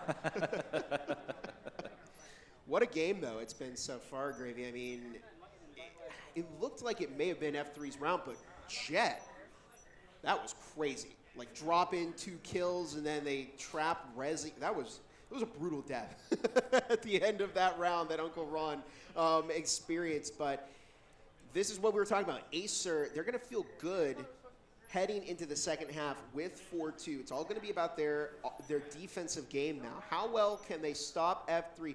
F3's had a good offense, though. That's been kind of their magnum opus throughout this entire game. So it's all going to come down to if they can stop this aggression, if they can stop these incredible entry frags that F3 is pulling off. We're about to find out. Second half in this third map of the series. If you're just joining us, map 1 went to F3 7-5. Map 2 went to Acer 7-6 or 6-7, depending on how you look at it. But here we are, map number 3, 4-2 into the second half. It could be anyone's game. Yeah, we're seeing a pretty typical push, honestly. We know that Acer has identified that F3 is on storage. They're trying to get some wall bangs down, and that's what you want to do. You know, you want to get any little bits of chip damage you can. But Uncle Ron taking down Rezi K, who was on the other side in assembly, is a bit of a thorn in their side. They had a bit of a flank going, and now it's kind of gone. It's going to be rough. They're down a player. Uncle Ron is down some health along with Kha'Zix, but that's not too bad, especially as Snoop goes down. There's some chip damage coming out here, Bob. We're seeing a lot of chip damage, and that's really important, especially in pistol round. No one really in this competitive play is going to have a stim to use to heal, right? They're going to just have some utility. They're going to have pistols, not much else. Now we're seeing double wall blow going on. Snoop going for the plant, but Uncle Ron trying to deny it, can't quite get it done. Go for the push in, that's immediately multiple players down. Now it's a 2v2, Bob, 1v2, trying to push in. Mac alone and clutches it out! What a clutch, Bob. 1 health. 1 health. Do you remember the first round of this? It came down to 1 health. Again. And now here we are in the second half, and it came down to 1 health again. But this time it worked out in favor of F3 Gravy. I mean, talk about a really, I mean, that's what we're talking about. That's the aggression from F3's lineup that Acer has got to be prepared to deal with. I mean, that was an aggressive read from the F3 team. They realized, okay, they threw a bunch of ensigns at the floor, covered absolutely the entire floor as ensigns do, and they realized, hey, we can't really push into the side unless we want to wait like a whole 15 seconds, right, to go ahead and wait for these ensigns to go away. So they went ahead and, of course, still blew the first wall to go ahead and draw that attention. Hey, maybe we're still in storage. But then they went ahead and had amazing communication between each other. The whole team did an amazing rotate into the other side to blow that wall. And, you know, of course, just Snoop just leading that charge, right? Just running in there in front, able to go ahead and take out Ron and take out a couple of the other players as well, as both teams did. And then it came down to Mac in that 1v2 clutch situation at 1 HP. I mean, it's got to make you feel some type of way. Oh, yeah. Oh, yeah. It really could be F3's to lose after that successful pistol round. Of course, if Acer have shown us anything, it's that they're never out of the fight. Remember, they won map 2 with an insane clutch in overtime. So that's never doubt that they have the opportunity to come back in this series. Look at Snoop diving again. Snoop has got some insane footwork, by the way. That's the second time they've run right at somebody, dodged their bullets like they were in the Matrix, and then secured the kill. That was a fantastic kill from Snoop, especially to rush straight into lockers. You have no idea if someone else is in there. You know you incendiaried off the push into point, but to be able to go in there and Scorpion with the RCP, Scorpion putting your hands above your head there to shoot, it's a fantastic way to get some kills down. With Reaps taking out LFT, it's now a 3v3. F3 looking a little worse for wear here, Bob, but we don't want to count them out, especially as they take down Jet. Now a 3v2. They really want to get some clutch plays down. EMP going down, no utility to deny it. On the Acer side, EMP now going to go down, as now it is just the Ace against a 3-stack of F3 players. He has to pull out some miracles, Bob, to get this done. And they catch one miracle in the form of Mac, making use of that SMG. The EMP's planted, though. They've got to kill everybody on F3, and then they've got to defuse that EMP if the Ace wants to win this round. And there's a gunfight. Reaps does it. Tied up. F3 looking to stick it to Acer, and now they have the opportunity to take the lead in this series, Gravy. I mean, that's an incredible thing to do, especially on offense, right? You're going to have to really utilize every piece of offensive util that you can use, right? I mean, you have the advantage of the cloak. I mean, you want to go ahead and try to get as many picks as you possibly can in those types of scenarios. We did see very aggressive playstyles, again, from Snoop, right? I mean, we've been saying that all day long, just sprinting in there and grabbing every single pick that he could possibly grab. And then Reaps as well, a little shout out to Reaps on that plant. He didn't just stick the plant right away. He went ahead and clicked it once, give a little bit of a bait for anybody that's on site that wanted to go ahead and try to protect that, which he was able to go ahead and catch one that way and then finish the plant. Would put F3 in a very great situation to be in a 1v3 post-plant situation to go ahead and just, it looks like they weren't necessarily playing super close together. They just happened not to be really close in that scenario when the plant went off. But they were still able to go ahead and just, at the end, overpower the last remaining player there. All right, here we go, Plague. This is the round to see who is going to start taking momentum in this series. We've had ties all day in Breachers. And now it's coming down to if F3 can finally start putting in some points against Acer, but not if Acer has anything to say about it. I mean, they have shown that they're capable of being incredibly competitive. The Ace almost had that clutch. 2 minutes on the clock, and F3 are going to be desperate to hold back this Acer offense. Yeah, and just looking at it economy-wise, I feel like F3 got out pretty well from that last round, but Acer, all the same, we saw them clutch it out on that last map with Aril's a Cadillo, and I think maybe a Marui. So I don't want to count them out economy-wise. Trying to get the push straight through. EMP is not in the point just yet, it seems. Uncle Ron getting some health taken down on connector, but utility on both sides blocking off any advantageous pushes. Acer still has all of their members, not quite at full health, but they're all still alive. Getting some good work done as Jet takes out Mac. Ace gets taken down, but now it is a 2v3. Rezi K and Reeves trying to push through. Now EMP goes down, 2v2. Some utility in Con. Reeves finishing out the plant. We'll see if Uncle Ron and LFT can clutch it out for their team. It's not looking good, Bob. Not at all, especially as LFT goes down, but Uncle Ron does manage to find one kill. It's now down to a 1v1 between Uncle Ron and Reeves. EMP has been planted. And it's coming down to this moment between these two players. Who is going to walk away as the winner and find more momentum for their team? Uncle Ron is going to have to get that EMP defuse! And Reeps with a beautiful flick onto the head makes it 4-5. F3 taking the lead. Now 2 points once again off of kicking Acer out of this series. Tremendous effort from both players, but F3, they're looking pretty good, Gravy. Acer put up a really incredible fight that round. I mean, they were at an economy disadvantage there. They had to use SMGs versus a full team of rifles, and they brought it down to a 1v1, 1v1. I don't know if you all could hear the crowd. Oh, I heard him. I heard him. I hope Stream heard him. That was shaking the house. But yeah, that is a very difficult post-plant situation to be in, right? I mean, there's not a whole lot necessarily you could do in there. He was able to go ahead and catch one slip-in, right, running right back to that post-plant spots, because there is so many different post-plant spots you could be in, right? The spot that he was actually at, you could be on the hatch, you could be at the window. Like, it is a very difficult spot to really rebound from. But, you know, in a 1v1 situation, I guess anything really could happen. But it did go into the favor of F3 there, and right now it is a 4-5 in favor of F3. F3 does have the advantage of the win now so far.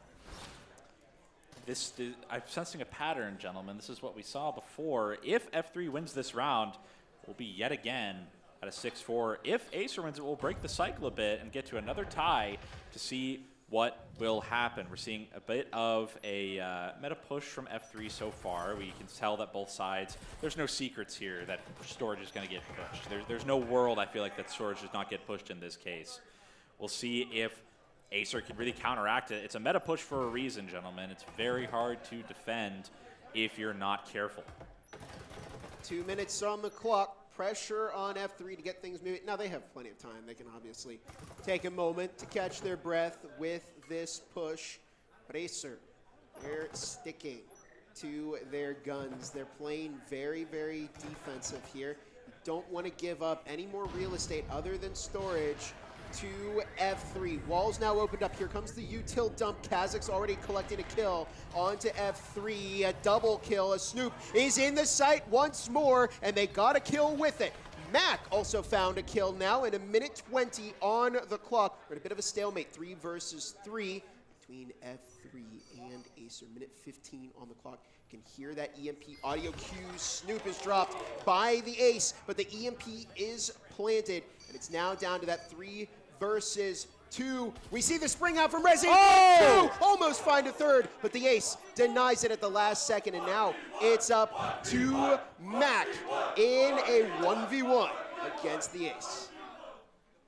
Can they find it? They do! What a headshot from the ace! And now they get that defuse. Beautiful round, but Acer not having any of that. We are going with a clutch victory back to a tie. I don't know if you saw that early celebration from Mac, because unfortunately he goes, yeah! Paints a target on himself. Bad timing for sure right there. And then you can also see a little bit of the nerves there as well from, if you're in a clutch 1v1 situation, when there's $5,000 on the line right there, there's obviously going to be some nerves running through those hands. As he was defusing the bomb, you can kind of see a little bit of the shakes right there as well, which is always nice to watch. But yeah, that was that. If he got up there in that spot and really got situated, right, it is a little bit of a walk to get there, right? You have to go all the way up those stairs in the back, walk all the way across, and get yourself situated. But if you can pull that off, which you were very close to doing, it could be very, very hard to go ahead and recover from that. But yeah, that was a very, very balanced back and forth exchange, I'd say. They both were able to go ahead and do a full buy there. So economy-wise, we should see very balanced on both of these teams, on both sides. So it is tied. Really, the next round winner who could take this next point is really going to affect what's going to be happening for the rest of this match. It is really coming down to the nail, guys. You're going to have a higher chance of victory if you claim this point, because then it means that your opponent would have to win a round, and then they'd have to win an overtime round in order to defeat you in this series. So very, very important round for these teams playing. I mean, talk about being a little in the dumps and economy-wise, though. We can see the economy on screen for the crowd and on stream is just not there for either side, really.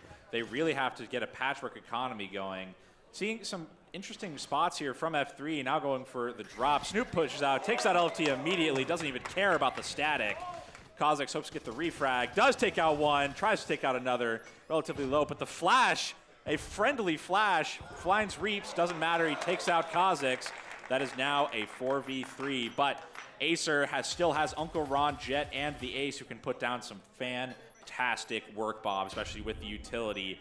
They are not out of the woods yet over on F3. The Ace has clutched up a couple times for Acer. Can they dig their team out of this one? 3 versus 4, 2-prong push. Jet collecting the head of Mac, but there's Reaps diving in. They find a kill, and now you can hear that EMP audio cue getting planted. Can Reaps get it off? They do, but it's going to cost them their life. In the meantime, finds it. What is this? F3 now just 1 round off of taking Acer out of this series, Gravy. They're on the precipice of an insane upset. Can they pull it off? Has there ever even been a match like this at all during the normal VRML season? Yes. Okay, all right. Maybe I missed it. This is between these two teams, especially though, right? Nothing of this magnitude, I would say. $5,000 for this much on the line. Still, we have the alt stage going where this team will go against another, but this has been a impressive, fantastic upset. We were looking at it on paper, saying F3, they played well against Ace, they didn't play well against most other teams. Maybe we'll see them put up some good rounds, but F3 has been a definite force here, Gravy. I can't imagine what they're going to put up against other teams if they win this. They're going to be on a roll and on fire. I mean, they've obviously been practicing, and they definitely got the warm-up. I mean, it has gone to the stretch. So you got tons and tons of rounds of experience under their belt, and can really if they just keep this momentum up as well, if they do pull through with this one, carry that on over into the next match. This is it. 2 minutes and 20 seconds on the clock in our final round of this map. This could go 2 ways. Either Acer gets the win and we go to a second overtime in the series, or F3 claims the series victory and for the first time ever knocks Acer out of a LAN. That would be an insane upset.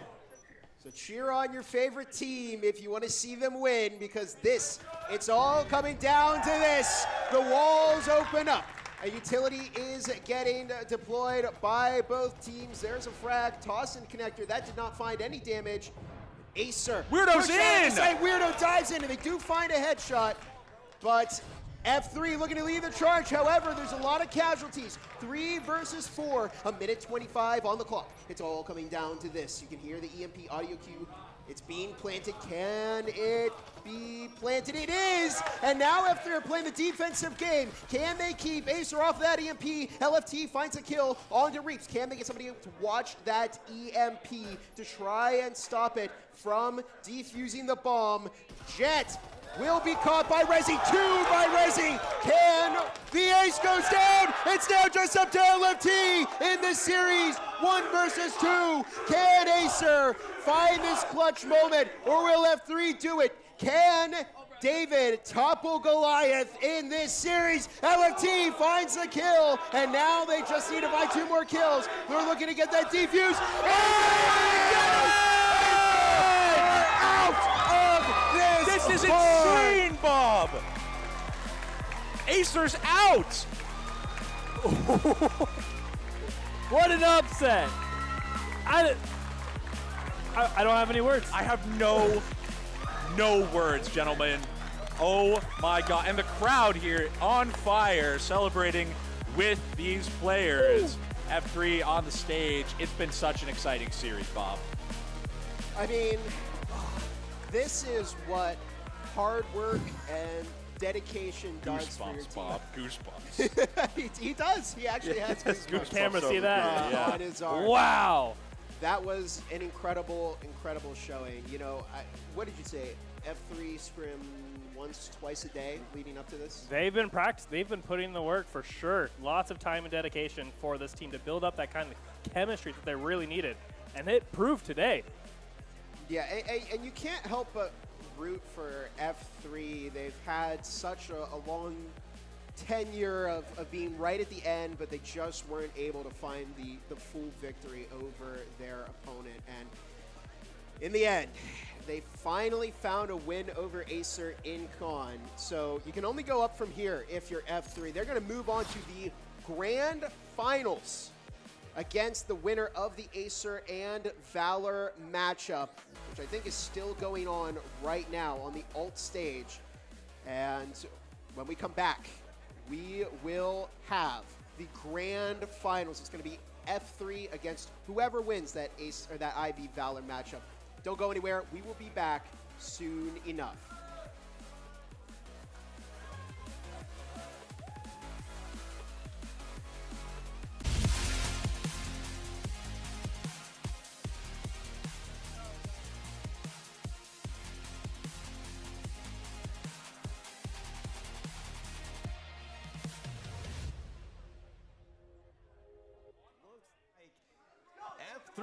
Is going on to the grand finals. That is an oh my God, my voice cracked. It was so impressive. But that is an upset that I don't think anybody watching the qualifiers expected. F3 had one of the most underwhelming performances of the entire qualifier.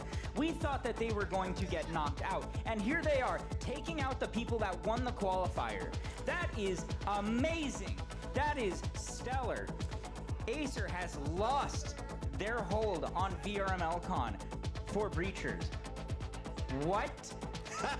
You know, I always say this, F3 don't know what is going on in their minds, but when they go to tournaments, when they go to playoffs, they don't care about what happened in the qualifier. They don't care about what happened in the league. All they care about is, can I win this? And they get a plus 10 buff. They get a plus whatever buff. I'm not sure if they just take like some weird implant or something to help them out, but they do so much better in these games. And obviously, one of these two teams is going to go on, play against F3. And now I'm kind of worried because I expected a great game against Acer. F3 winning against Acer, that's kind of a weird wild card at this point. I mean, I will give it. You have some insane shooters over on F3. Sorry to talk about F3 for a second, but you have people like Snoop, Parrot, Rezi, Mac, people that know this game in and out. Reaps, another one. Impressive gunmen and players. Aggression refined is how I would describe them. But to get back to the game that we are actually watching, it looks like we are beginning to have that next attack coming in from IVI. Some wallbangs coming out. Intel trying to be found. Valor not quite getting what they need to act upon. Yeah, I'm wondering who's going to win here. Is it Ivy, the ones with having flawless attacks, flawless defenses here, or are we going to see something different from Valor's? The scrappy ones really trying to fight and force this one to work out for them as Jim goes in, gets the one big, gets the almost got the second, but Suizo knocks them down for the count. They didn't want them to keep going on that rampage.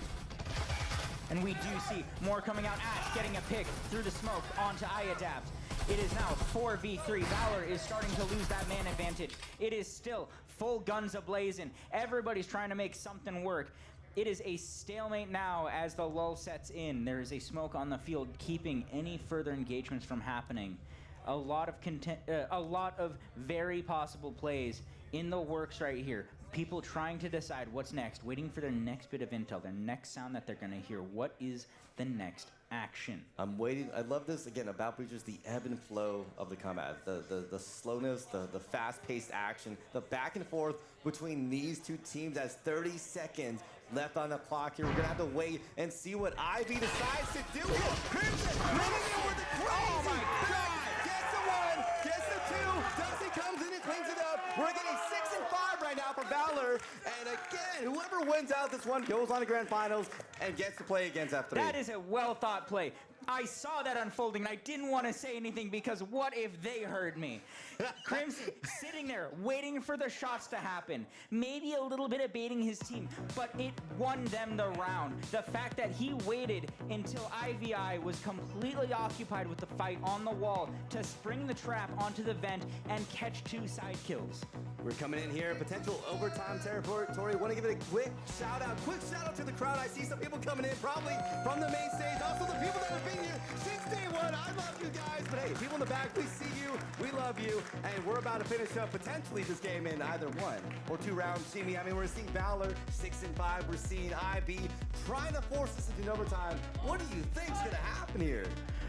I don't know. It's so back and forth. It's so hard to tell because every time that you think you know what's going to happen, somebody pulls something to pull the rug right on under your expectations. This has been such a back and forth. These two teams evenly matched. Pure chemistry versus pure strategy. It is so difficult to predict, but we do see the beginning of this 12th round. We are on this middle floor. Again, a slightly more offensive-sided floor. Definitely a lot more offensive-sided. This is going to be perfect for Ivy. They want to come in, secure this win if they possibly can against Valor. Some shots coming out already from their side, but nothing quite landing in the way. They want some blind fires from this defense. Ivy getting ramped up and ready to go at some point. I'm waiting to see what traps both of these teams are playing. When are they going to come out? When are they going to come to fruition? We do see wallbangs coming out. Intel trying to be found with those wallbangs, but not quite landing anything yet.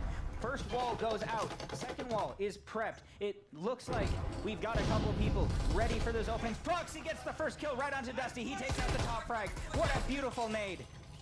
Beautiful nade as IB going to be feeling a lot better going into this round. Proxy looking around, trying to have a good time as they are getting ramped up for this attack, for this plant pretty soon for the IB side. Some incendiary being planted. A beautiful trip mine down for the count. That's going to be a final one as the Valor defense is going to be ramping up and trying to take some shots there. Not quite landing the way they wanted. So close. They're so close. They're taking them now. Whoa! Frags themselves. Oh my goodness, 4v2. What can they do here? This is it. This is Swim knocking down Jams. Oh, it is still 2v3. Both capable gunmen in their own right. But Ash takes down IADAPT as Crimson takes down Swift. It is a 1v1 now. And that's it. Ash is going to clutch. It is going to overtime. What did I tell you, Shimi? What did I tell you? I saw it was in the cards, overtime, and then we'll see what happens at that point, right? I apologize for the loudness. I'm a little wrapped up in the moment. I love Breachers a lot. This is why I wanted this match. Shimi, I mean, truly a beautiful game, gorgeous chemistry. We got our 6-6 that you wanted. Hey, we fulfilled I've been asking for overtime so much, you know, and now that I got it, I gift everyone on the winning team one water bottle of their decision. Sorry, my choosing, not their choosing. As we come 30 seconds on the clock. God, you're such a cheapskate. Yeah, brother, I'm on that streamer budget. Someone was like, "Why don't you buy it with your own streamer money?" I'm like, what streamer? What streamer? All right. For those of you that didn't get to capture that, that are on the stream, please tell me you captured that. We just watched something beautiful from one of the players. That is one of the things that is nice about this land. Ivy very much hyped up. Valor very much hyped up. One of these teams is gonna come out and have a chance at the 5K prize pool. I don't know who, but one of these two teams are as they come into this upcoming final 13th round. We do see the work in. It looks like Revolters does go to Valor, but for those of you that that aren't familiar, you can start out with an even amount of money for overtime. Every team is able to more or less afford exactly what they need to get the job done. We do see it being this bottom floor, the approach that they are going for, very difficult. Incendiaries have already come out, and we see gunfire already coming through. Yes, this is one of the most equal rounds you possibly have, besides obviously who gets to choose the side, but they deserved it based off their own points there, as already about a minute into the round, both teams blind firing, trying to get some early chip damage on the other one. Not quite sticking his Proxy knocking down the Crimson down, but Tim for the fire. Oh my God. Knocks down the 2K gets Sweet Cell, but Swift obviously knocking out one down. They would have knocked him down anyways with the Incendiary in hand. 3 and 3. These teams are going head for head. Ooh, a lucky headshot, finding damage, but Tusty gets the kill through the wall with the Marui, utilizing that penetration. Plunge gets the kill onto Iadep. It is 2v2 right now. 2v2, they're coming in. It's a minute left. Incendiary out really denying that push for the time being, but it looks like Ivy's getting ready and trying to develop some new plans as a contingency for the Valor defense. As they want to hold this one down, Dusty and Wound. It's coming down to just these two. They have a minute left. So much on their shoulders and so much on the shoulders of Swift and Plunge. This is it. These are the moments that matter as the last seconds count down. We do see that smoke coming in play, blocking off the blown wall.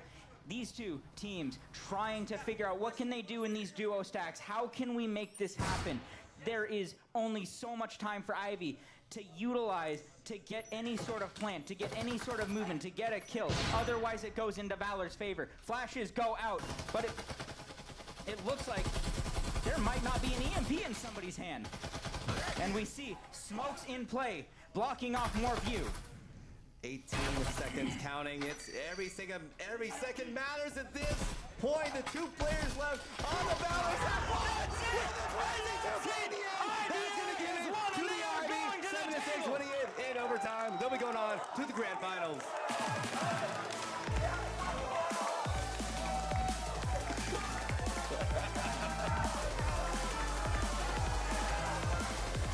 Beautiful gameplay coming out from these two teams, Genie. I mean, we saw the most back and forth game I think we could have ever possibly seen.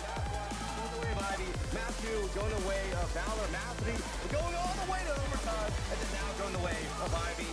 Coming down to a crucial 2K clutch in the very end. I'm sorry that we both got to talk at the same time, but that was one heck of a match. I think both of us just got caught up in what a clincher that was. And now we get to see IVI versus F3 live on the main stage. Martini, take two. We'll be going into the grand finals pretty soon here. Thanks to everyone for coming out here and checking out the alt stage. Unfortunately, that'll be it for this stage. We'll be going on to the main stage as we're going to see IB facing off against F3. An unexpected matchup, but a great matchup indeed.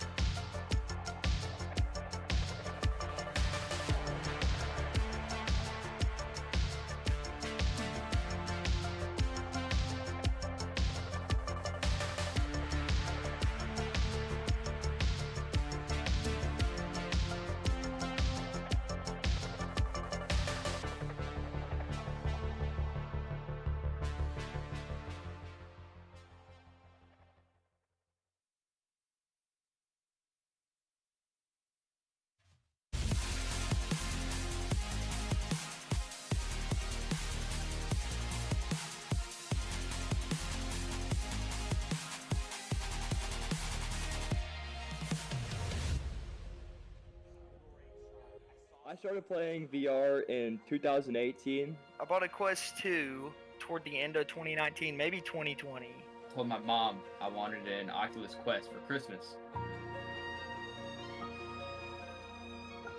There's nothing like VRML. The competition here is the best you're gonna get. The whole VRML experience has been kind of unreal. It's truly an experience that everybody should have. They've been doing this for a while. They really have a foundation. It makes you want to stick just because of, I guess, professionalism and the events like the con. The thing I value most is it's just really the friends you make.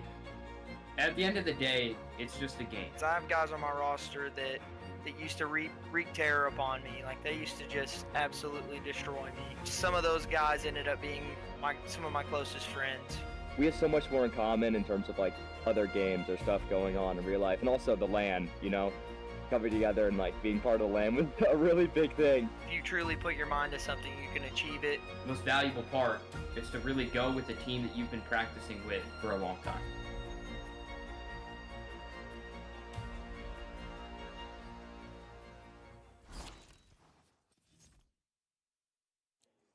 Welcome everybody to VRML CON 2025. Let's hear it for Phoenix, Arizona on the main stage for Breachers Grand Finals. My name is Nightfire with 2 E's. I'm joined by my co-casters Gibular Bob and Martini. Martini, you just came from a heck of a series. IV versus Valor, and IV are here on stage. Yeah, Valor was doing so good against IV originally, didn't quite work out, but IV, with their gorgeous chemistry, as Chini likes to say, came out and showcased why they deserve to be on the grand final stage. And I heard y'all had an amazing show here. I mean, Bob, tell us about it. The F3 series, I was able to watch in the stands. The crowd electric. The series, fantastic. Yeah, it basically didn't go how anybody thought it would, right? You know, we thought it was going to be like kind of more of an Acer stomp. Yeah. But that didn't happen. We saw an incredible showing from F3. They came to play, and now here we are in kind of an unprecedented set of finals. Yeah, it is our 4th grand finals of VRML CON. It's our 2nd day of live on-stage events, and I gotta wonder how these teams are feeling, and I actually don't have to wonder, because we interviewed F3 live after their game, and we'll see how they're feeling before they dive in right now. Yeah, no, they did a great.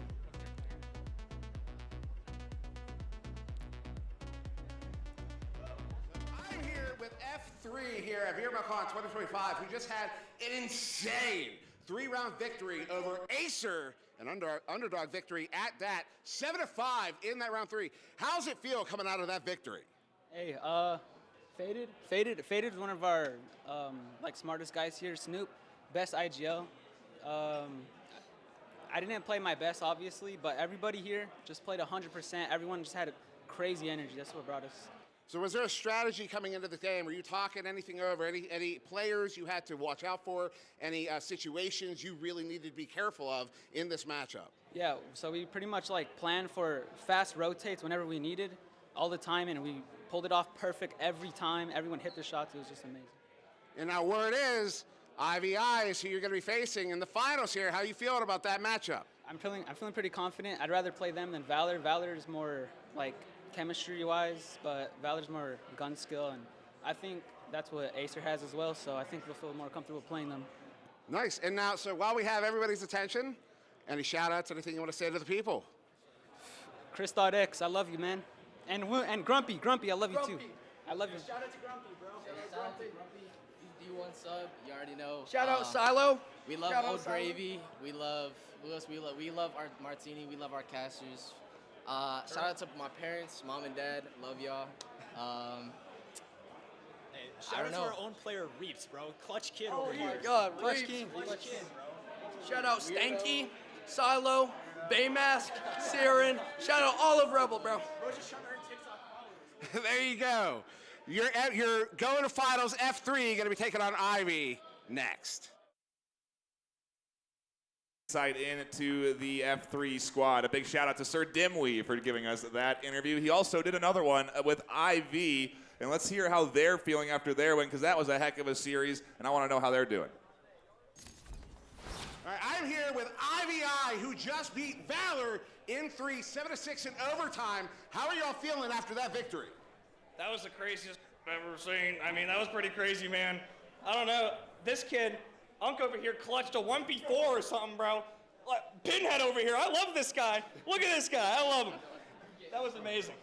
All right, so now you're set to go up against an underdog victor, F3, in the finals. How are you feeling about that matchup? We're going to take the W, but they're a good team. Good team. Do you have are there any matchups you're looking for? Any caveats in this matchup that you got to take account going into it? Oh, they just throw util at you. Just bait it out and wait for it. And then while we have the folks at home, anything you want to say? Any shout outs? Anything get off your chest? I love you, Mom. I love you, Ruby. And I love you, Dad. Let's go! Let's go! Send it back. Thank you, IV squad. What energy, Martini. I mean, you literally had that right over your back at the alt stage. How did that feel? It was truly amazing, right? I heard Valor fighting. I heard Ivy, the players shouting. Me and Shimi, my co-caster on that one on the alt stage, going back and forth and seeing this action. So contentious all the way until the very end, right? They won map 1, map 2 going to the way of Valor, going to an overtime on that map 3, and a crazy 2K clutch up in the very end on that map 3 win. And I was screaming, I was running out of my chair. I was like, oh my goodness. But it was beautiful, truly. I mean, Bob, we're just moments away from getting into this matchup, F3 versus IV. When we started in our sort of group chat, discussing these series, discussing where we'd be, the finals, I don't think anyone predicted this one to be where we're at, and we don't have to wait long for ourselves to get into our first map of the day, which is, excitingly enough, with F3 versus IV going to be on Mall to kick us off. Let's hear it in the Arizona State University Media Experience at Barca Center.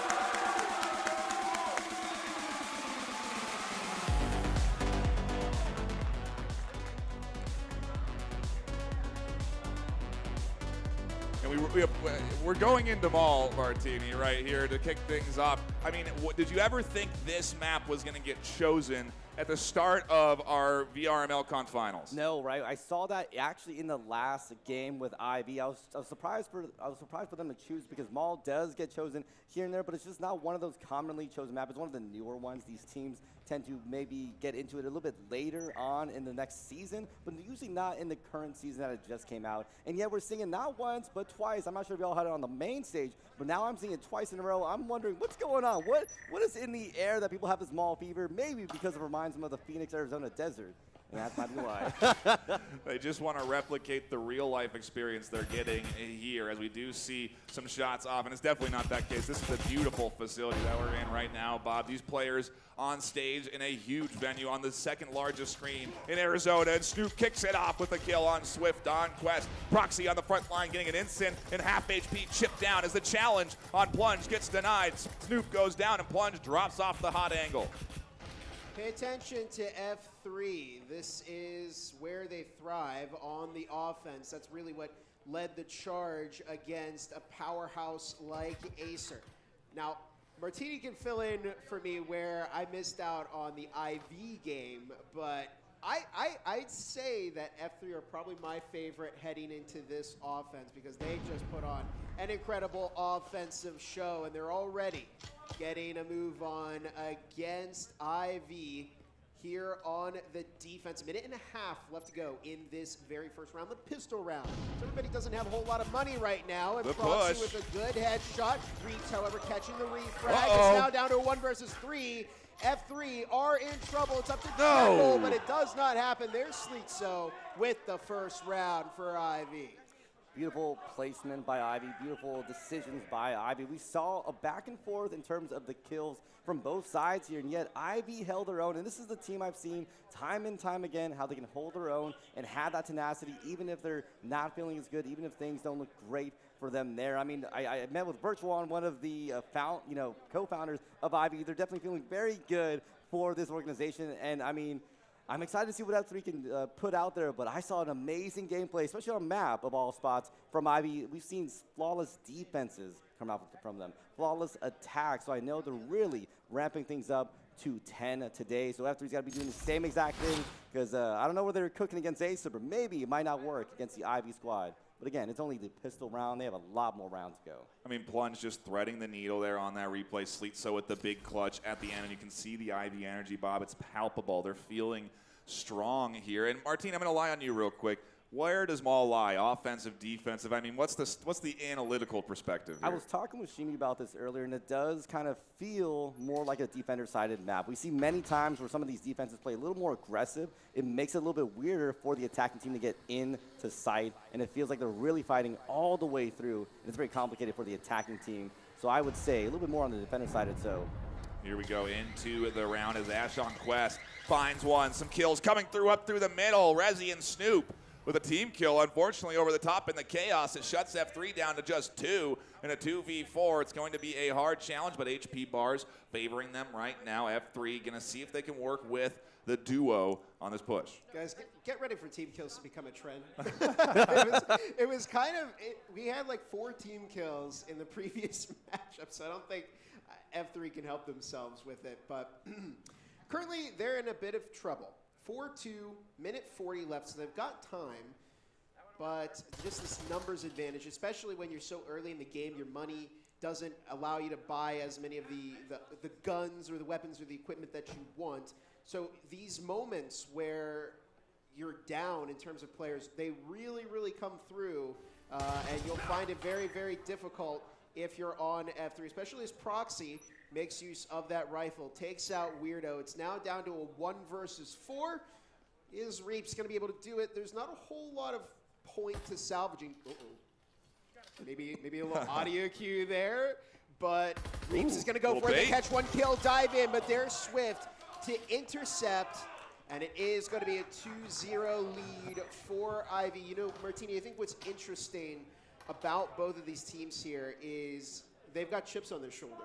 They both do, right? We saw F3, a team that was very underwhelming in the qualifiers. I'm so sorry to talk smack. I love the F3 guys. I love the F3 guys.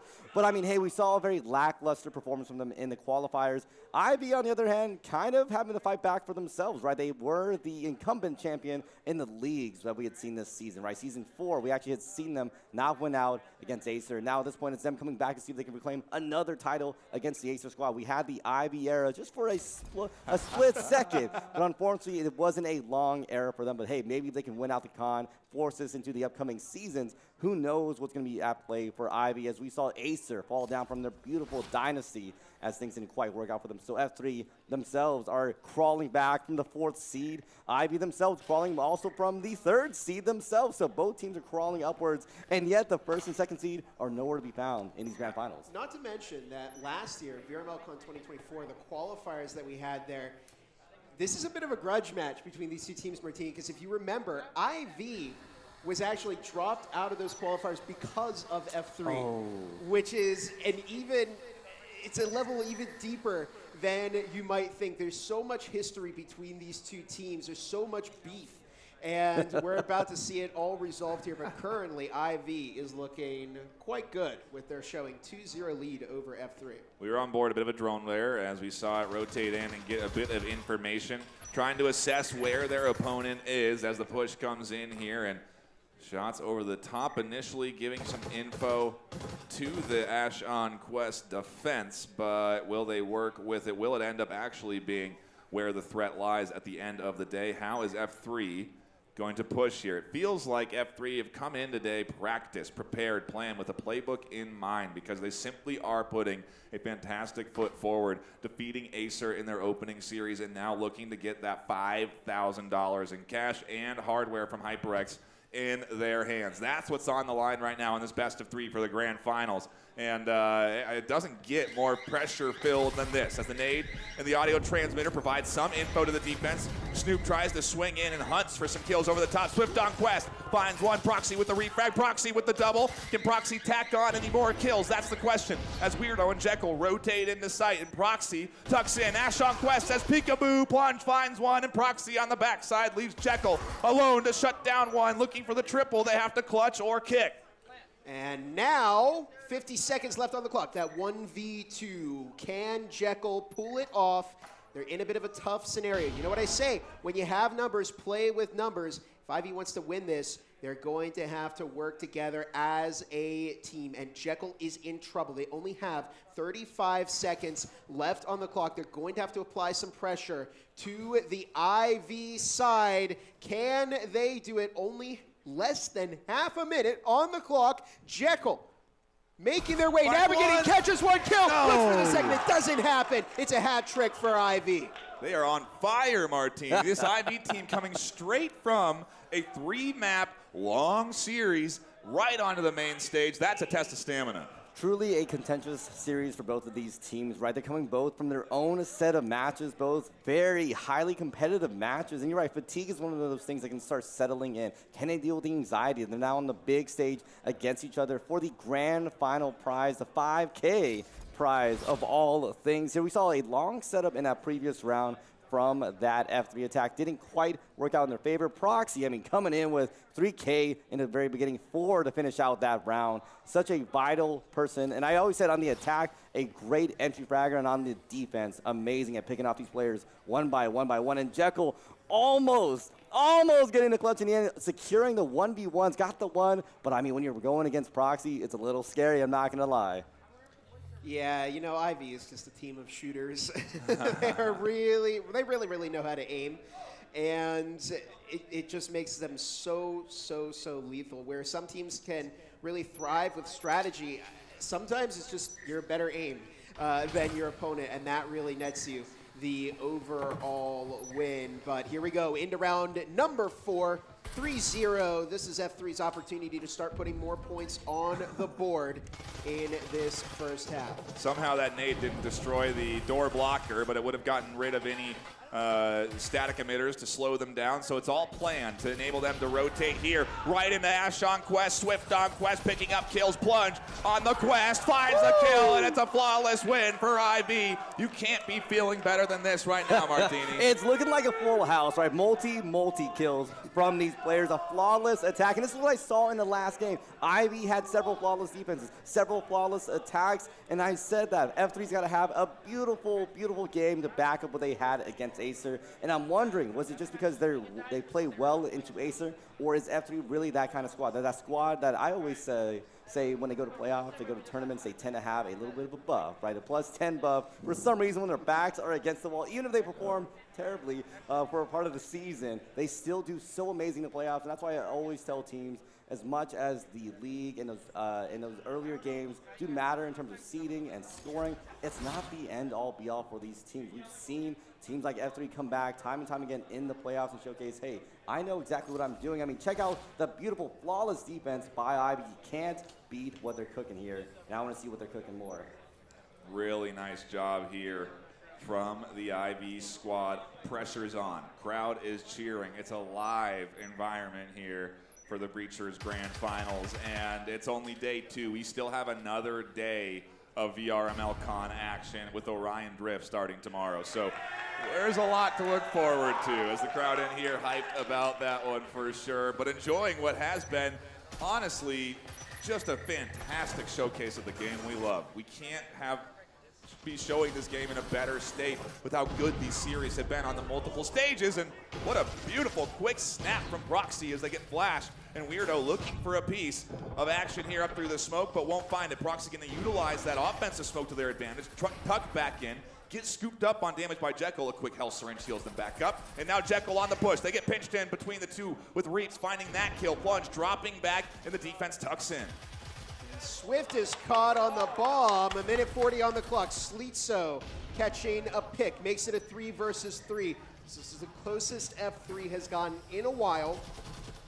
Can F3 step up that offense, push into the site, and find their first round? Best case scenario for them right now is that 4-2 heading into the second half. They're going to need that hype if they want to win, so keep it up. F3 has had a really supportive audience. You love to see it, especially against Acer. They were really loud, and that's exactly what you want. But Rezi's assassinated by Ash on Quest. Can Reap secure a refrag? Only a minute left on the clock, and Ash almost gets caught out. Jekyll finding a kill, but no, it doesn't happen. 5-0. We could see a first half shutout here on Mall. I do not want to be on the side of 4-3 right now. My stomach would be churning because to face IV with 6-0 and potential first half shutout is not something you want to have at all. And we always talk about the 5-1 curse, but you definitely want to deal with the 6-0 curse. Is that even a thing? Because all that requires is for IV to get one random round to win that one out, and that's so dangerous for them. I mean, check out this replay from that previous round here. So good from Proxy, getting some shots out there. So many back and forth from both of these sides, but in the end, Ivy, again, to Bob's point, they're just shooters here as Ash finishing that one there with plunge. Beautiful gameplay from Ivy. Really nice coordination, what you would expect from a team that's on the main stage here at VRML CON. VRML does a great job of cultivating these squads, getting these brands like IV to play consistently across multiple leagues. You see squads like Acer, you see squads like Rekt. They are here to play VR esports, and they show that they know what they're doing when they're on a main stage like this. A 5-0 lead is beautiful. It's comfortable. F3 have, fortunately enough, because of the way this game works, a lot of lost bonus money. So they're able to buy a complete and full buy, essentially, after 5 losses in a row. And so they're coming in just as strong as their opponent IV here. They're coming in with all the utility, all the grenades, the health syringes. They're coming in with their favorite rifles. One player has an Omen, and that means that they were the one that was buying all of that utility for the rest of the squad. So it's a sharing of economy that you get to this point, and maybe it's just the foot in the door they need. One single offensive round here for F3 to find themselves some purchase, to swap sides and have a little buffer between that pistol round loss. It's got to happen here. You definitely don't want to be shut out in the first half, and this is a good start as Jekyll did catch one, but a number of picks quickly in succession leave us back with a 3 versus 3 in a tie. A minute 40 on the clock now. F3 have got to step up the offensive pressure if they want to get this first half under control. You've got to at least get something heading into the second. Otherwise, you're not leaving yourself with much margin for error. Look at that. Proxy had the gun over their head. Beautiful, beautiful gun skill. That's why IV is where they are. They're an incredible team for a reason, and Sleetso doesn't care. Double kill. It's a first half lockout for IV. When you're riding high on momentum, sometimes it carries you to wins. And Sleetso here playing strong, looking good, feeling comfortable. You can hear them cheering. And some quick scramble to fix the head. Something popped off in the chaos. They unplugged their earphones. They were so stoked. And now they have to plug it back in. A quick F1 pit stop, as we say, Bob. These players know how to deal with these headsets just like anyone else. They're familiar with my controller's down. I got 40 seconds to go get a battery. I'm gonna chuck my headset. I'll sprint to the where the batteries are, slam on it like reload it like it's one of the guns in game and get right back into it. The BOBO VR battery, by the way. Oh yeah, I mean we have seen BOBO VR absolutely saving the day here this afternoon. Everyone on stage wearing those straps, everyone getting that extra battery life. It's why we're just flying from a crazy best of 3 for both of these teams straight into another one. That's literally the only reason we can do it is because we have BOBO VR batteries. So a huge shout out to them. We really do appreciate their support. Tremendous to have at the end of the day, and it puts us in a position where we can host awesome in-person events using a mobile headset. You know, there's no PCs. They're not connected to anything. They're using Quest 2s and 3s, and we're hosting a tournament off of it, and it's working. Well, it's fun. It's been a lot of fun so far today, and I'm looking forward to more as we get into our next round. Round number 7, 6-0 for IV here onto the side swap into the pistol round. It's kind of do or die. Yeah, you could say that, right? One more round, and IV are going to claim a first series win over F3. Now, F3, they got to flip the switch. Remember, they play at their best when their back is against the wall, and this could be their opportunity to turn things around. They don't really have much of a margin for error, I guess you could say, because one loss is going to spell their doom. A minute 40 on the clock, 4 versus 5 already. F3 claim a little bit of starting momentum. There's the incendiary. It's going to close off that area for at least 15 seconds, but Sleetso catches the pick onto Snoop. That aggression worked against Acer, but will it work against IV? Remember, these teams are so passionate about a win. They've both been denied this opportunity to play on stage so many times before. Flash is coming in. Plenty of util on both sides. A minute on the clock now. Weirdo drops a double kill. Plunge with one, and now it's just down to Proxy in a 1v2. A minute left on the clock. Can they find this win against F3 in this round? Can Proxy do it? Can they clutch? Or can F3 spin things around, start to build up their economy, and potentially carry us another 6 rounds all the way to the end? I would certainly love that. What a side swap it would be. The F3 defense coming alive here as Proxy on quest, on the hunt for some kills here. The EMP on the ground, and Weirdo swings. The F3 crowd excited about that one, and their first point on the board in the grand finals. Bob, it only took a side swap, but we got here. F3 is there. They put one up, and now they have a fighting chance. But it's still do or die. I mean, Martini, you have to full buy. You have to just send all of your money into the next round, into every round you have from here on. I mean, every single round at this point is a match point for the F3 squads. Again, I wouldn't love to be this myself, but Bob might be right. They're one of those squads that just plays so well when the pressure is on for them.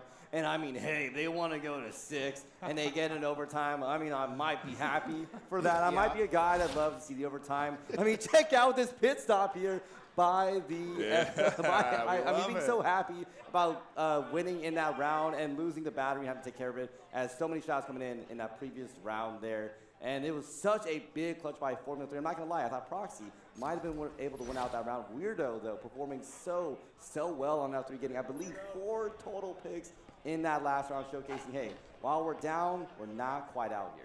Absolutely insane how these games have been going on this stage today.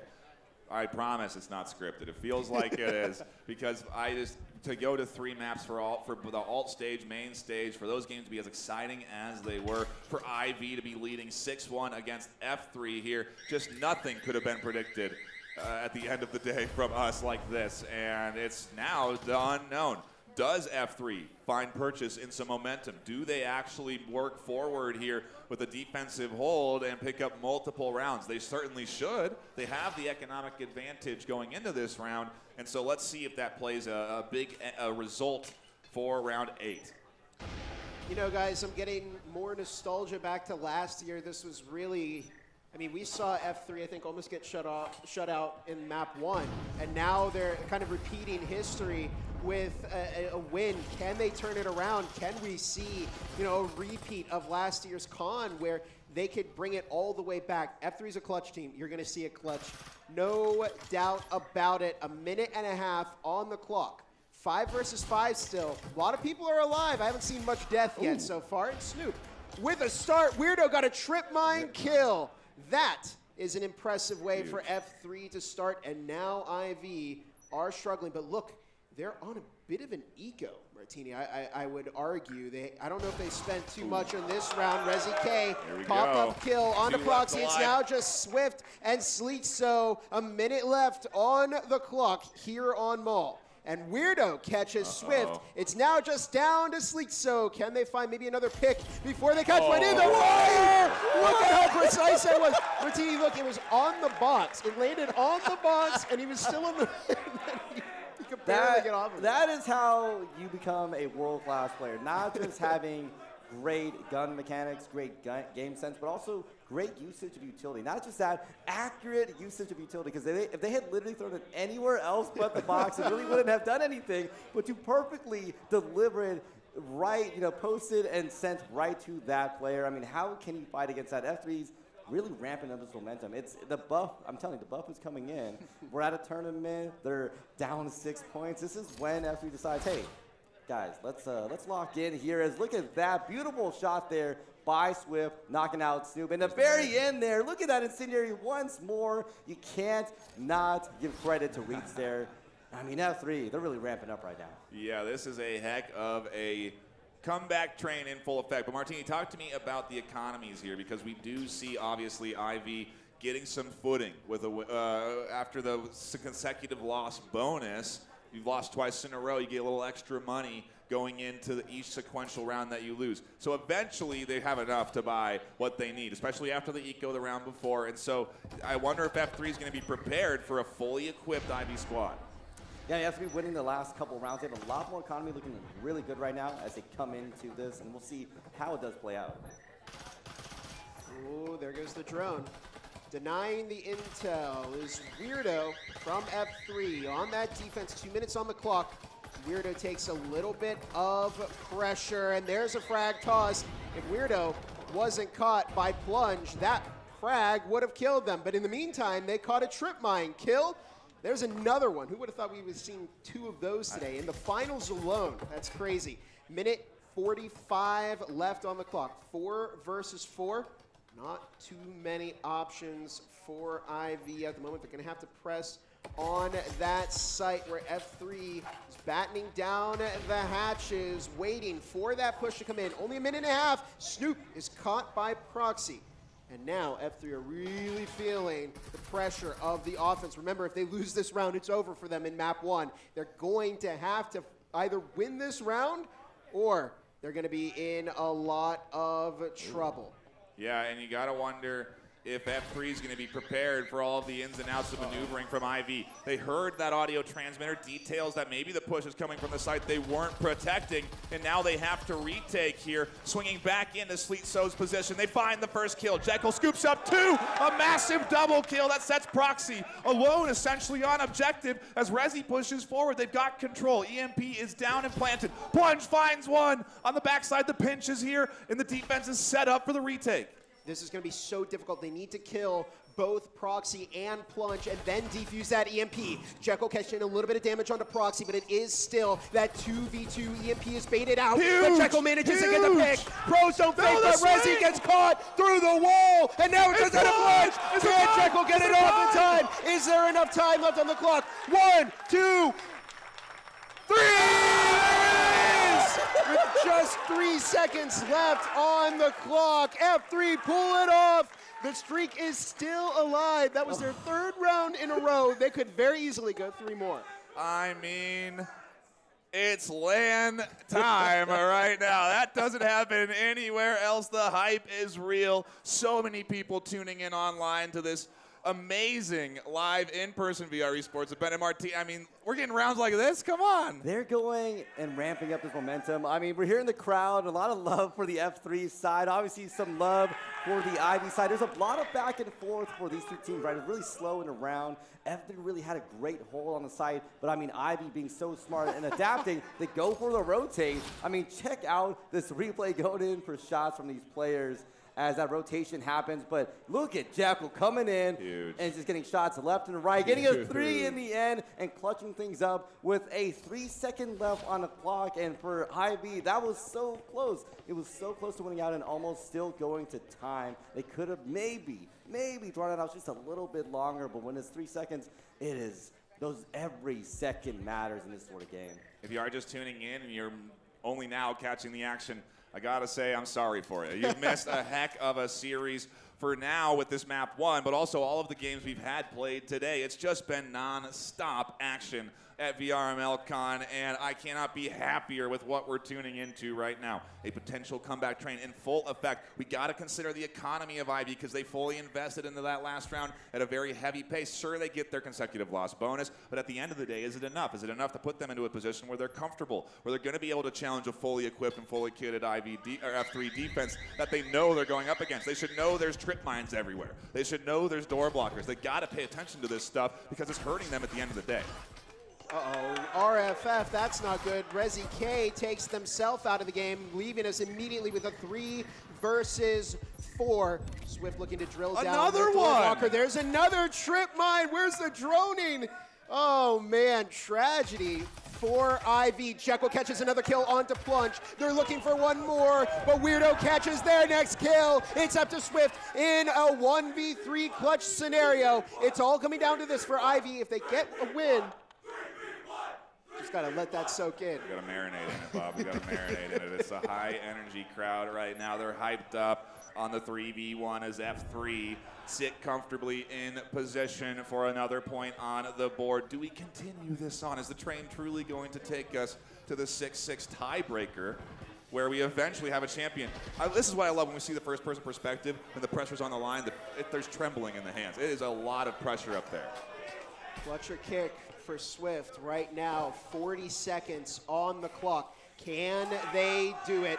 They're in a very high pressure scenario. Huge. 1 kill onto Jekyll. Heals up Can quick. they find a second onto Reaps or Weirdo? Smoke 30 deployment. seconds. 30 seconds on the clock. They're going to have to get in and get that EMP planted if they want to turn time in their favor. Otherwise, you just got to hunt for kills, and they're looking for another one. You can feel the pressure. Oh my! Second kill onto Reaps. This is for the map. Can they do it? No, it doesn't happen. Weirdo finds it, and F3 take another step towards sending us to overtime, Martini. I don't know about you, but I am definitely on the F3 train. I think we've stepped on, and it looks like we haven't quite stepped off yet, as we're 4. You heard me right, 4 rounds in a row, which, again, a first half shutout by Ivy. They're a team that has been wanting to prove themselves for so much longer, but I'm going to be quite honest, F3 wants to prove that even more. They've been losing. They've been having so many struggles in these qualifiers. Everyone, even myself included, expected them to lose out against the Acer squad in the previous game. And yet,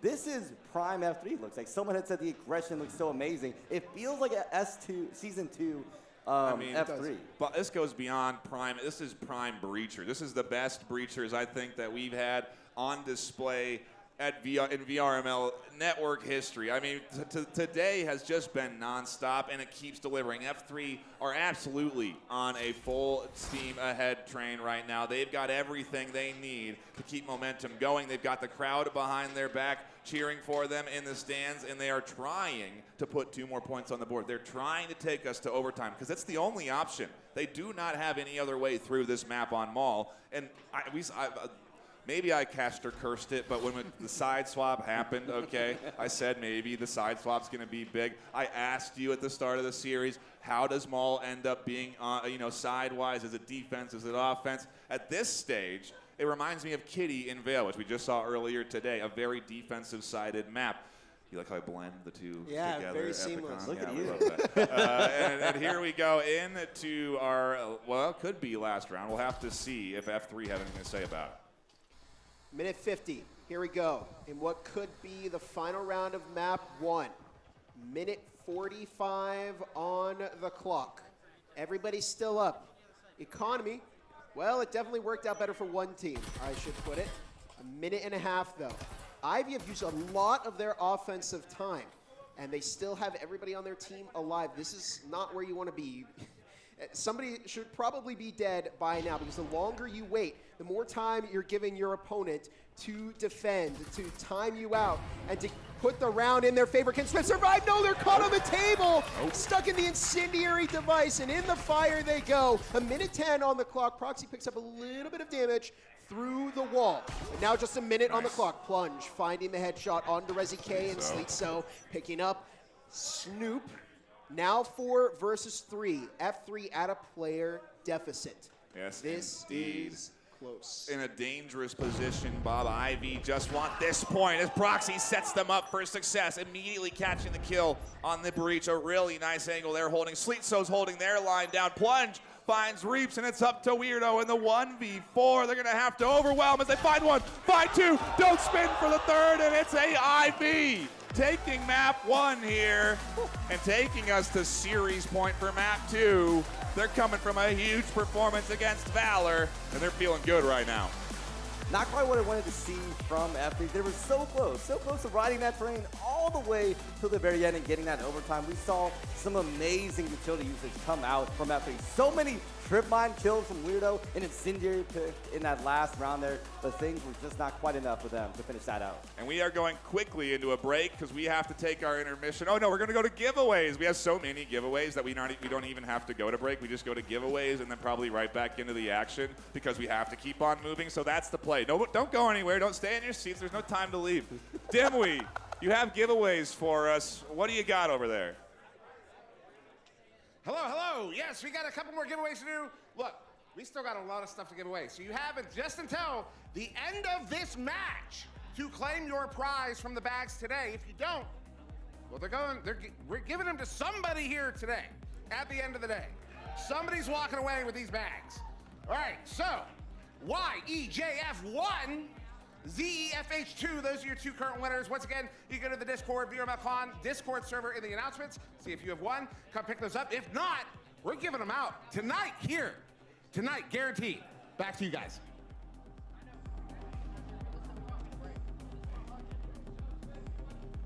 Thank you so much, Dimwee. We appreciate you. It's, well, it's a whole production over here. And we are getting ready for our second map, Martini. So let's reflect on map number 1. Let's analyze as we have replays here. What do you think happened? I mean, how did IV get to this stage of the grand finals? They were doing so good. We were seeing, again, Prime, F3, we're seeing teams really showcase what they're doing here. And again, this is an F3 I haven't seen in quite a minute. So many picks back and forth from both of these teams. Highly contentious. Again, IB showcasing, hey, we're not just third seed. We have the potential to win out grand finals.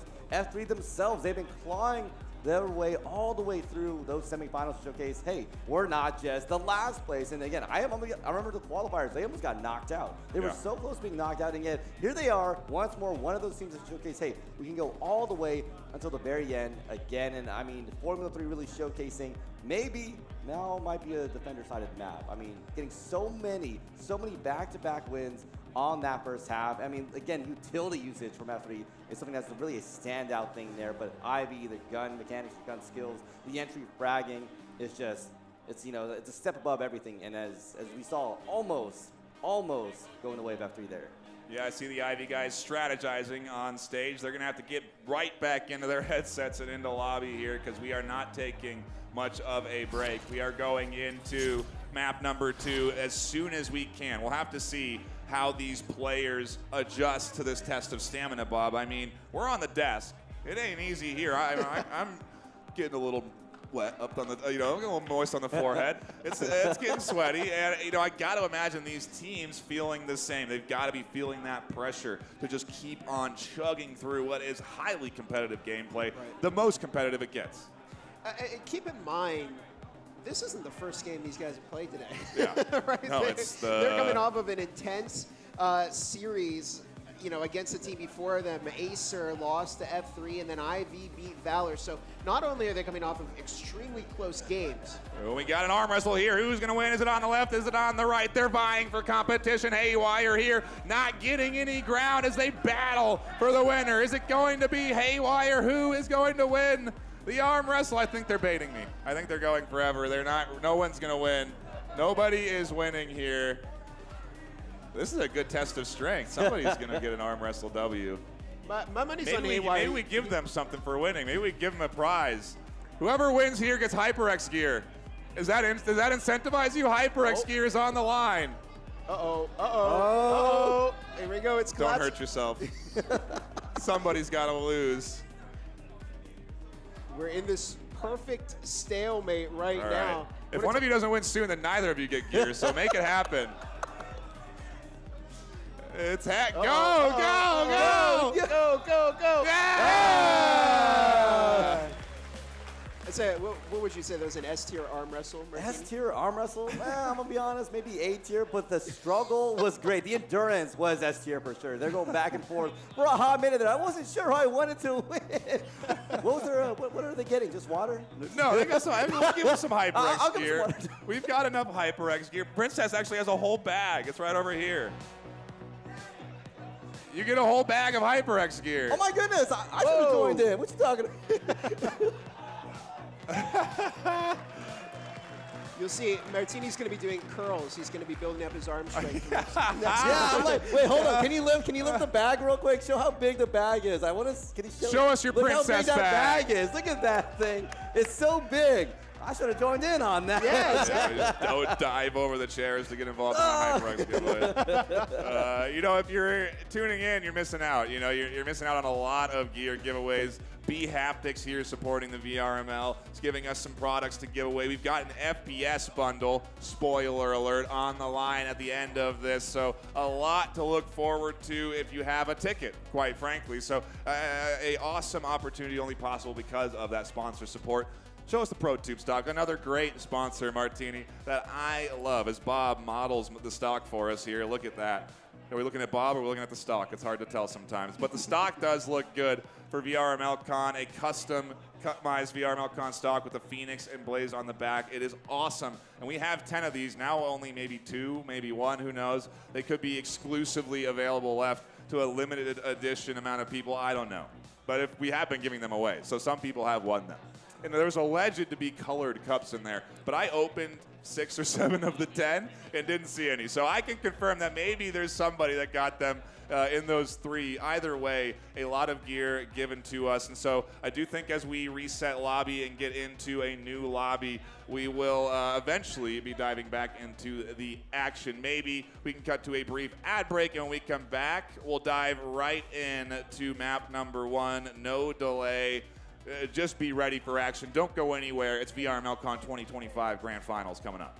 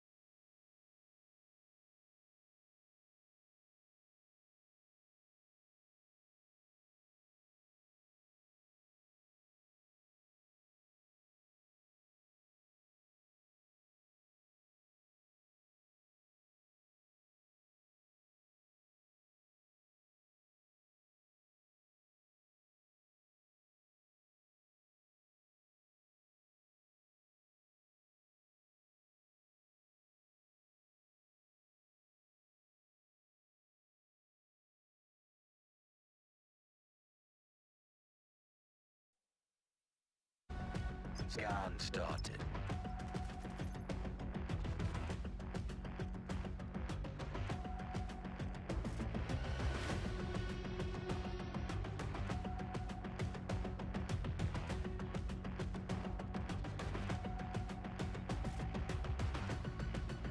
Scan interrupted.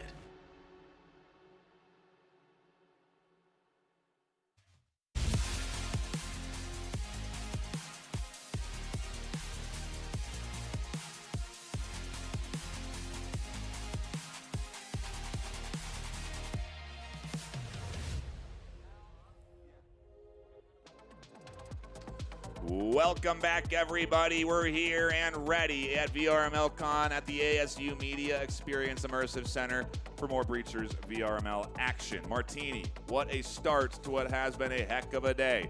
A great arm wrestle battle that ends in a huge HyperX prize win. But I guess also some gameplay behind us. IV with a great performance so far today. I mean, IV showcasing why they are named IV, why we had an IV arrow just for a split second. Maybe we might get a little glimpse of that coming back here. As obviously that Acer Dynasty has fallen just for 1 season here. But F3, I mean, I was so close. I was on that F3 train. You know, I'm an F3 fanboy. You know I want them to win and go all the way, especially with them being the lowest underdog here. I mean, being 4th seed and beating every possible expectation, being the wild card here.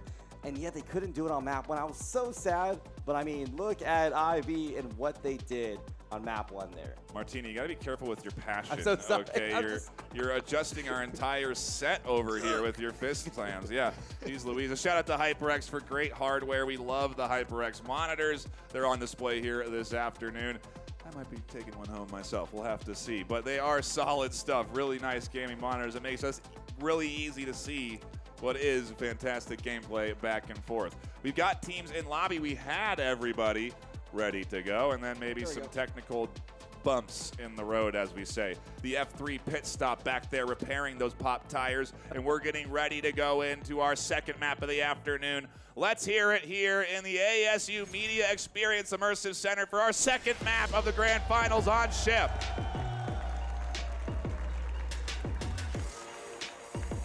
Martini, tell me about Ship. What are we expecting between these two squads? IV, do they have a chance? Are we going to see them 2-0 this thing, or is this F3's turn to battle back? I think this is definitely the time for F3 to really come back against IV.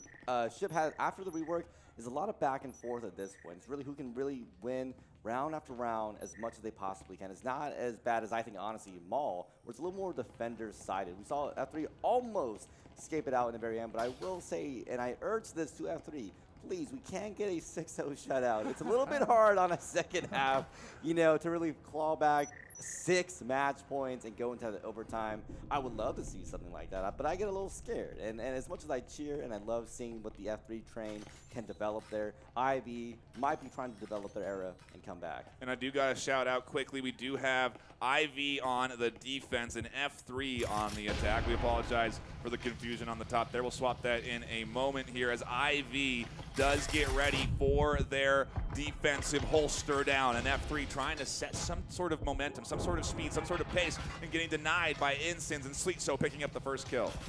And Proxy, whoa, almost walked into a little bit of a hot spot. 2 minutes on the clock. 4 versus 5. I gotta say, I love seeing this map. It's very on theme with my particular head item. Yeah, of course, you're the captain. A minute 50 on the clock as F3 are having a go at this IV defense. Ship has always been definitely a defense-favored map, so good utility play may help out F3, but Weirdo is caught by Plunge. The rest of their team was not there. Mac looking to get that EMP in and planted. A bit of a gunfight between both sides. Leaves us with a 4 versus 2. Plunge goes for the swing. They're going to collect Mac, and it's now just down to Faded. Look at the double from Plunge. IV are hungry for this championship. There's more than that they're hungry for. It's cash prizing, 5,000 on the line at the end of the day. HyperX gear on their heads. You know, it's a better, the revolver headset, the cloud earbuds. It's all something that's got to be in their mind, Martini. They're standing on stage. They have crowd cheering for them or against them.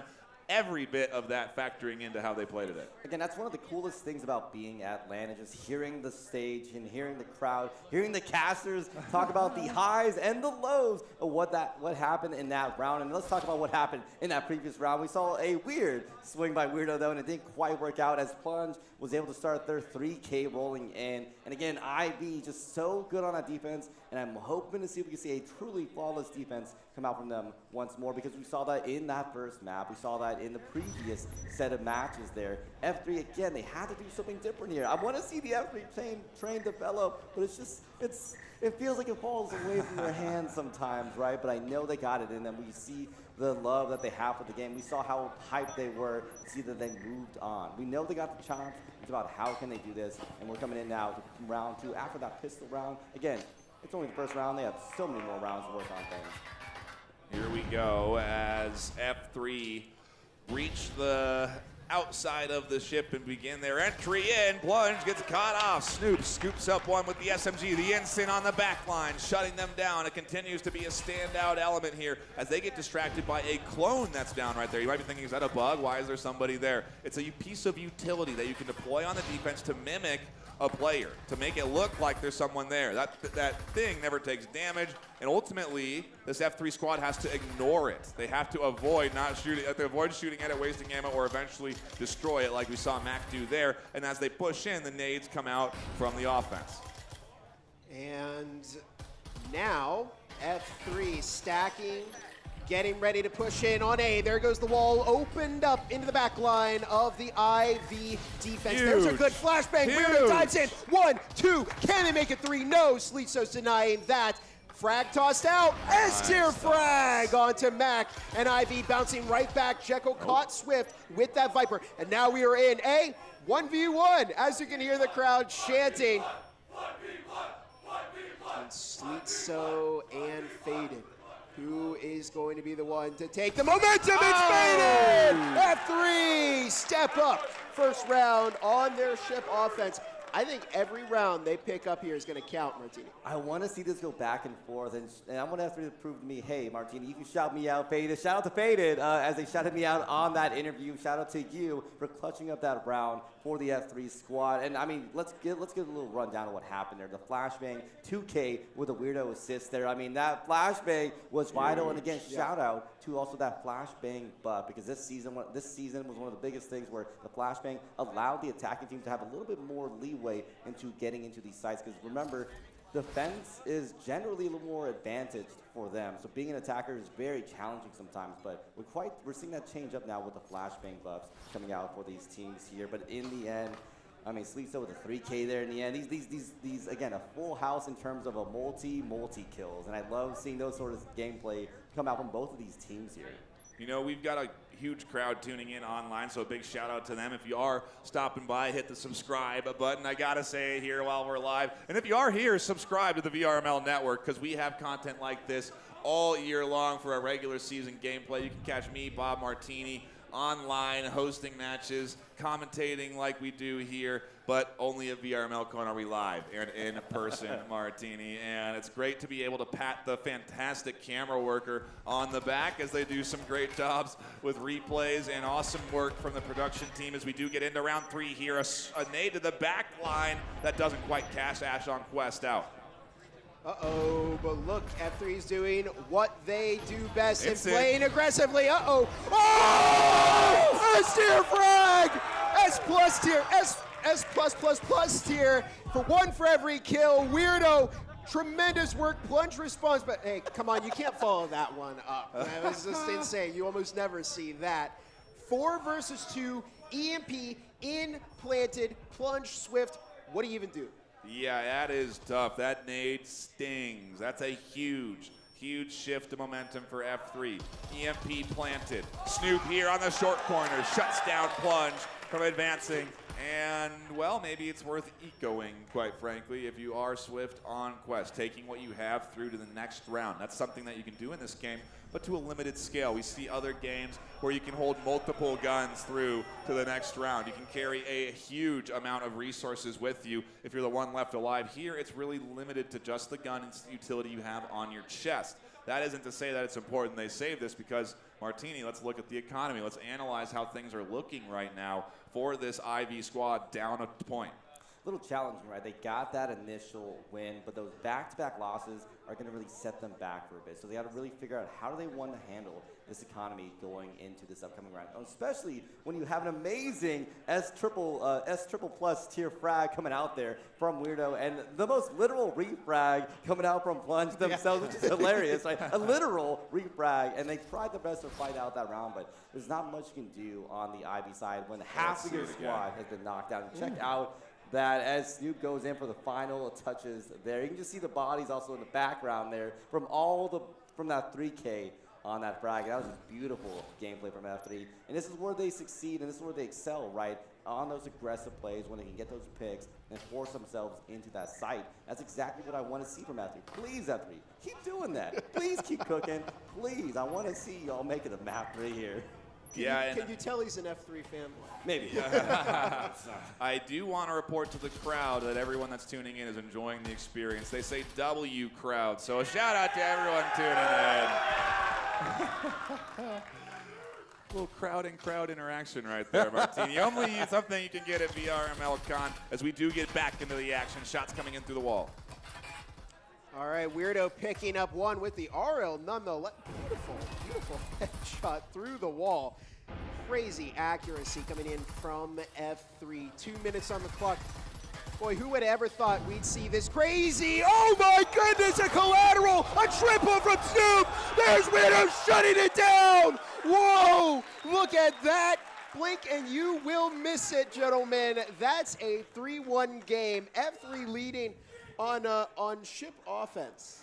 I mean, the most real full house there. A 3K from Weirdo. Sorry, Snoop. A 2K from Weirdo. Just, I mean, Nightfire, what do you want to see from IB at this point? I'm wondering, they're being challenged by F3, the aggression coming out there by Sue from the crazy swing, and sometimes you got to swing or get swung there, and he definitely swung as far as they possibly can and getting that 3K in the pocket. The question ringing in my mind becomes, what side advantage do we typically see here on Ship? I feel like it's lend itself to offensive more. As we look back at this replay, Snoop barreling forward for the double kill, scooping up the triple before finally Plunge denies entry. But there's great teamwork and coordination coming to scoop up that last kill and set themselves up for success. So F3 sit comfortably in the lead 3-1, but IV now have the economy to buy in. They frankly didn't last round. They weren't ready to compete against a fully equipped F3 squad. They were down 2 rounds in a row. That's not enough money to get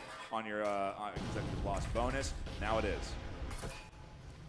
Into round number 5 we go, the penultimate round before we get into the second half. Look at the F3 entry. Already they pick up 2 kills onto IV, getting control over the workshop. Here comes the dive in once more. IV may have to try some kind of different strategy to get in against F3, because right now they're really hemorrhaging momentum against F3. And look, the EMP is in, it's getting planted, trip mine kill, and F3 make it an EMP planted. Now just 45 seconds before they claim this round as well.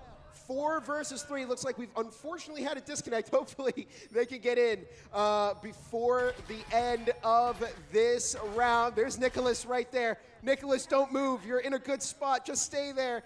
This EMP is ticking down. Nicholas is backing up. That's better for IV. But now we're in this 3 versus 4. They've got to move in. Nicholas, no. They tried to clutch up, but Nicholas couldn't handle it. And now it's a 2 versus 4. And we may see IV having to salvage, having to do something to try and recover from this incredible F3 offense. It doesn't happen. EMP defuses.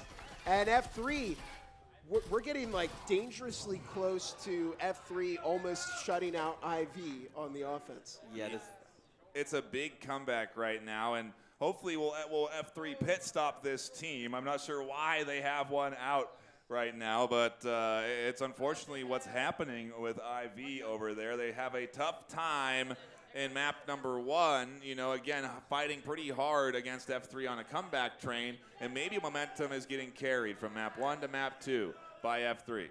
Yeah, this F3 train is really ramping up right now. This momentum is picking up so much. If I were IV, sometimes you have to say, you might need to step out of the way, because it's looking a little complicated for them there. I mean, they played a little too aggressive on that defense for IV in that previous round, as we saw 2K allow the F3 squad to walk in and plant on site. And we saw it go all the way to the end there. I mean, Weirdo coming in clutch, 8-3, Snoop 6-3. Some big numbers from those top 2 fraggers on the F3 side. They're looking really good, and that defense unfortunately did not pan out for the IV squad. But hey, a little shout out to Ash, another trip mine kill. So many trip mine kills in this matchup. No more bots. Nicholas is gone. We got him out of here. Hey, he tried, all right? I saw, for a moment, I saw an Elon Musk robot up there. I was like, wait, hold on. No bots are allowed on stage. As we do get back into it, it's only humans that are up there battling against F3. And F3 down 1 right away, trying to get through this wall and having a hard time breaking through. The Ash on Quest suppressive fire catches Mac out. 3 versus 5. It's down to Weirdo, Jekyll, and Faded to bring it home for F3 in this round. Jekyll's caught by Proxy and Sleet, so it's suddenly up to Faded, who catches a kill. But just like that, 4-2 heading into the second half. Martini, really, I don't know if I was expecting it to go that way for F3, but it's quite beneficial for Still pretty decisive win right in that first half. 4-2. I wanted to see if they could do 5-1, but they're not going to get the 5-1 curse here, unfortunately, for that IV side. But hey, 4-2 is very favorable for IV as much as they possibly can claw back, because as you saw that F3 train, it was just running so fast, so far forward. And again, these trip mines keep coming out of time and time again. The last player in the end getting knocked out. Shout out to Ash. Shout out to Weirdo on the other side with the trip mines. Those 2 players know where to place them and just trip up these players. And obviously being down an extra. Trip up? I see what you did. Oh, you like that layup? Yeah, that's what But as they got tripped up there, it's great because it allows them to get an easy pick, not easy, gets a pick on the other side without having to put any of their players at a disadvantaged position or have to put themselves in any danger there. So 4-2 is looking great right now for the F3 squad. We saw them perform well on defense. Hopefully they can win this one out and force us into a map 3 because you know I'm a sucker for going to those tiebreakers. Yeah, it's, well, now that you said it, Martini, I have concerns, but I wasn't. Did I curse that for you? I'm sorry. I wasn't I'm so sorry. until you had to let that one out. But here we go into round number 7. We've reset economies. We've swapped sides. We're back to pistols. IV are on the attack. F3 are on the defense. Things are different. They are very different. This could be where IV start to really settle in to a little bit of momentum. They can dictate the pace here on ship, and that may be enough. Into round 7 we go, and Mac is going to find the first pick of the round, but they are quickly refragged by Sin, so never celebrate too early because you never know if somebody is going to be lurking around the corner. So momentum is a little bit equalized as both teams have found a pick. And soon enough, we can see Snoop finding a kill onto Sleet. So I'm seeing something very, very important there. I don't know about you. Yeah. Fire. We'll see if IV have picked up on that. They're on their offensive half right now, looking to correct that trajectory a little bit. Yeah, they dropped the EMP downstairs, and they had to go and get it. But whew, not probably how they wanted to start their offense. Nah, not ideal. IV down 2 out the gate. It's the pistol round, so it's a tone setter for sure, but it doesn't quite set you apart that much from your opponent at the end of the day. Your opponent can still choose to pretty much full buy-in as well. After a loss, it's just tremendously risky. And so we could see when it's time, when the chips are on the line, you know, when there's 5K a prize pool and hardware to work for, maybe we'll see the risk taken. That's what's exciting about this live environment.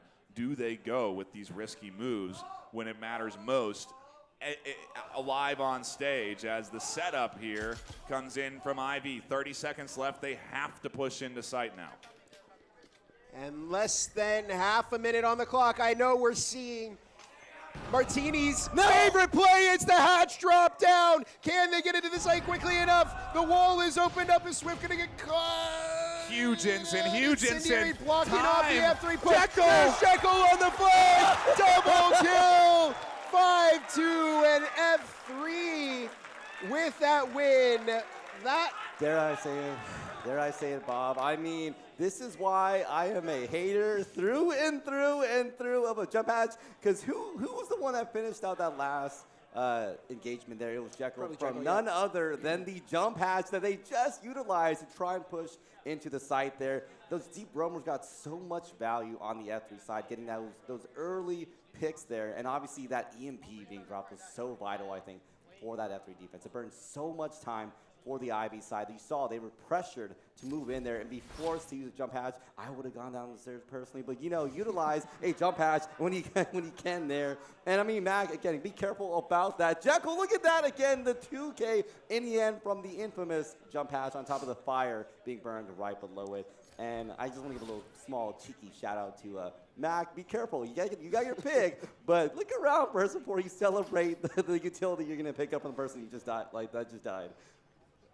Yeah, I was going to call out what I usually call that. That's Martini's favorite play. But I didn't want to give anything away. I heard Martini scream, no, as they did it. Yeah. Okay. He is passionate here as the fans tuning in, and respect, because it is awesome gameplay to tune into. It's maybe the most fun I've had watching Breachers. As a massive flash, insane out there. Doesn't connect. Maybe they're trying to hit it on the rail. That would have been an insane toss. I don't know if it would have resulted in a kill, but it cost them their life as Snoop goes down real early, and IV are in a nice position to open up the round. That was the peak of all time.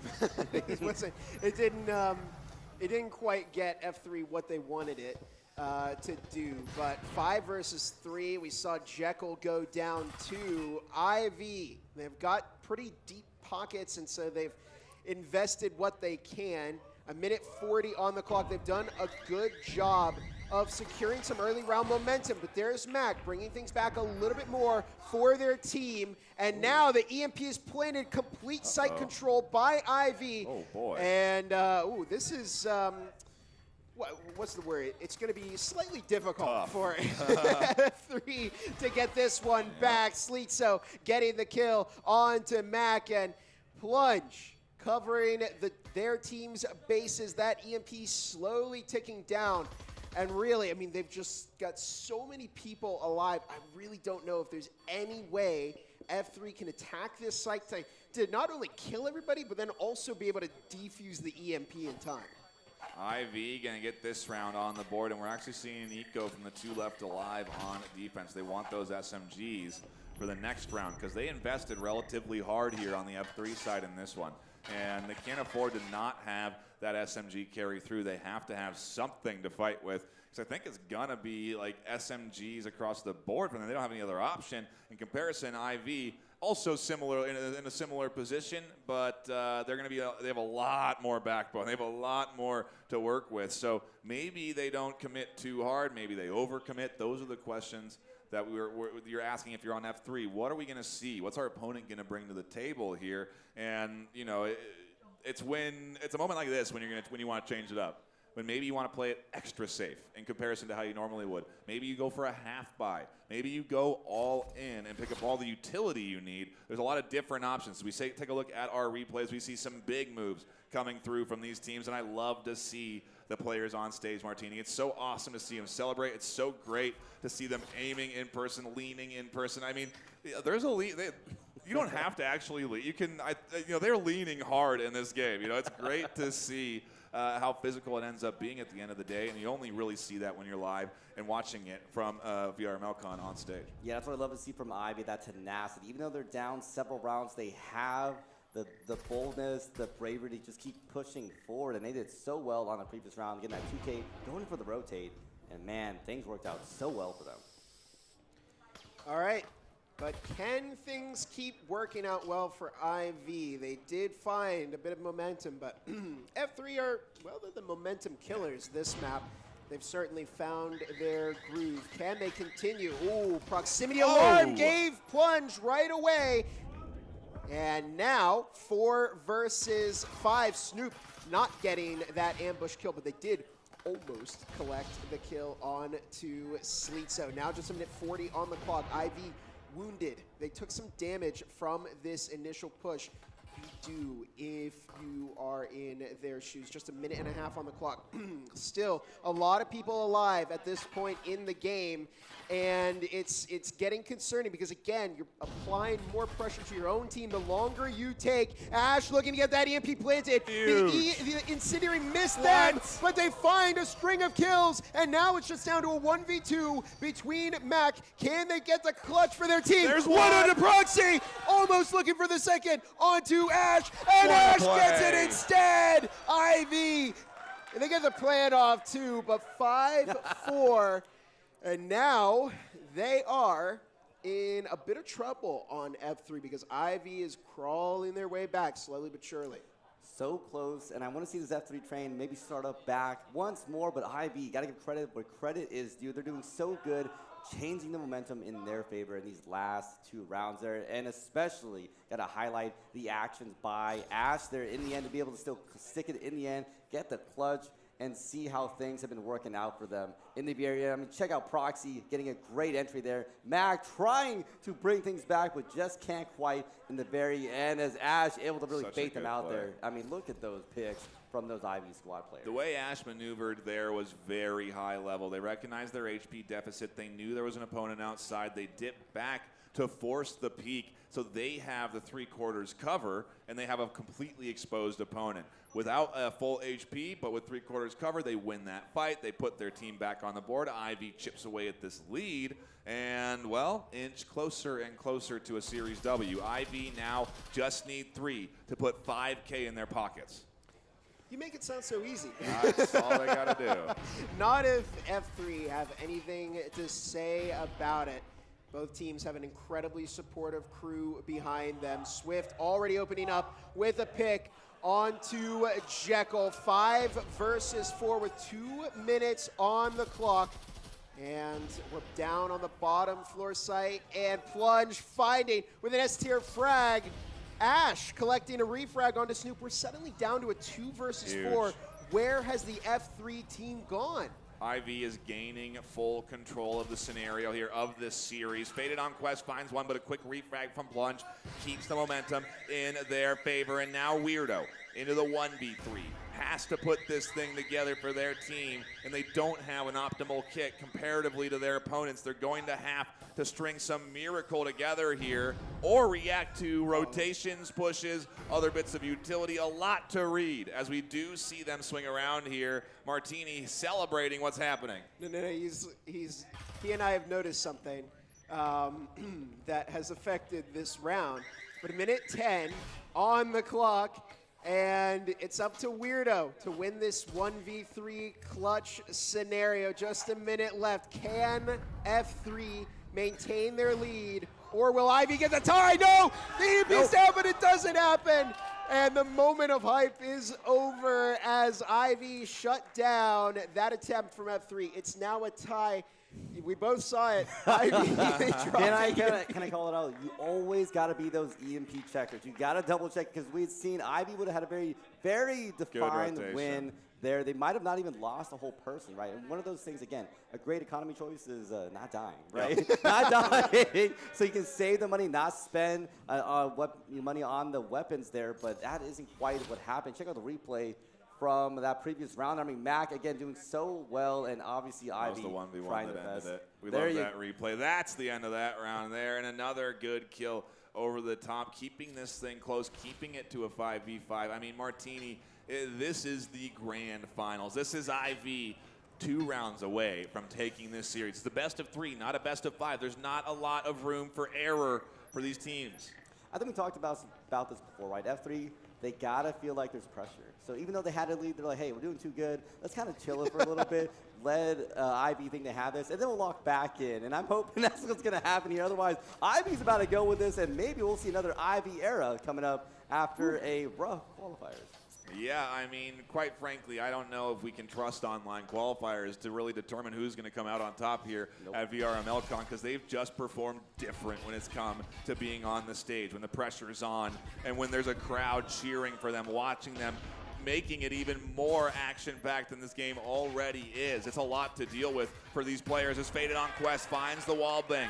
They catch one of the IV members trapped in a corner. And IV with a quick refrag. Sleetso's been a standout shooter so far, putting more points on the board, more kills on the board.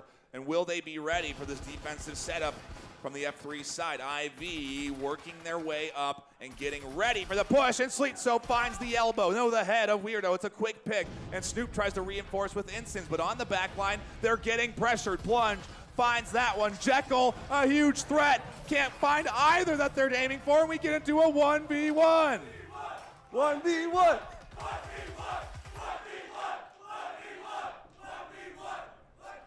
All coming down to this, folks. Minute 20 on the clock. Round 11 of 12. Whoever wins this going to get match point on this map. And Faded and Swift, who will prevail out of these two players? Only a minute on the clock. Huge There's flash. the utility from Swift, and it blinded Faded. And now Ivy take match point. The only way F3 can win this series is by going through an overtime victory.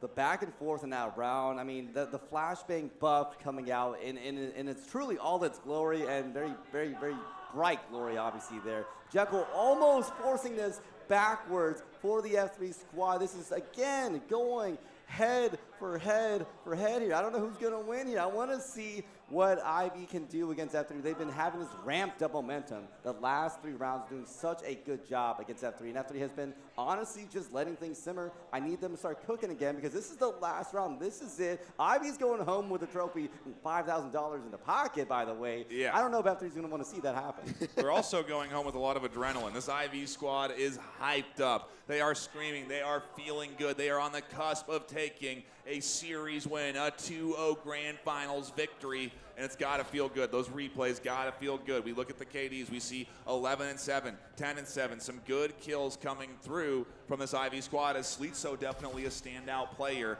for IV this afternoon. Yeah, both Sleetso and Ash, the only players in this map that have dropped double digits kills.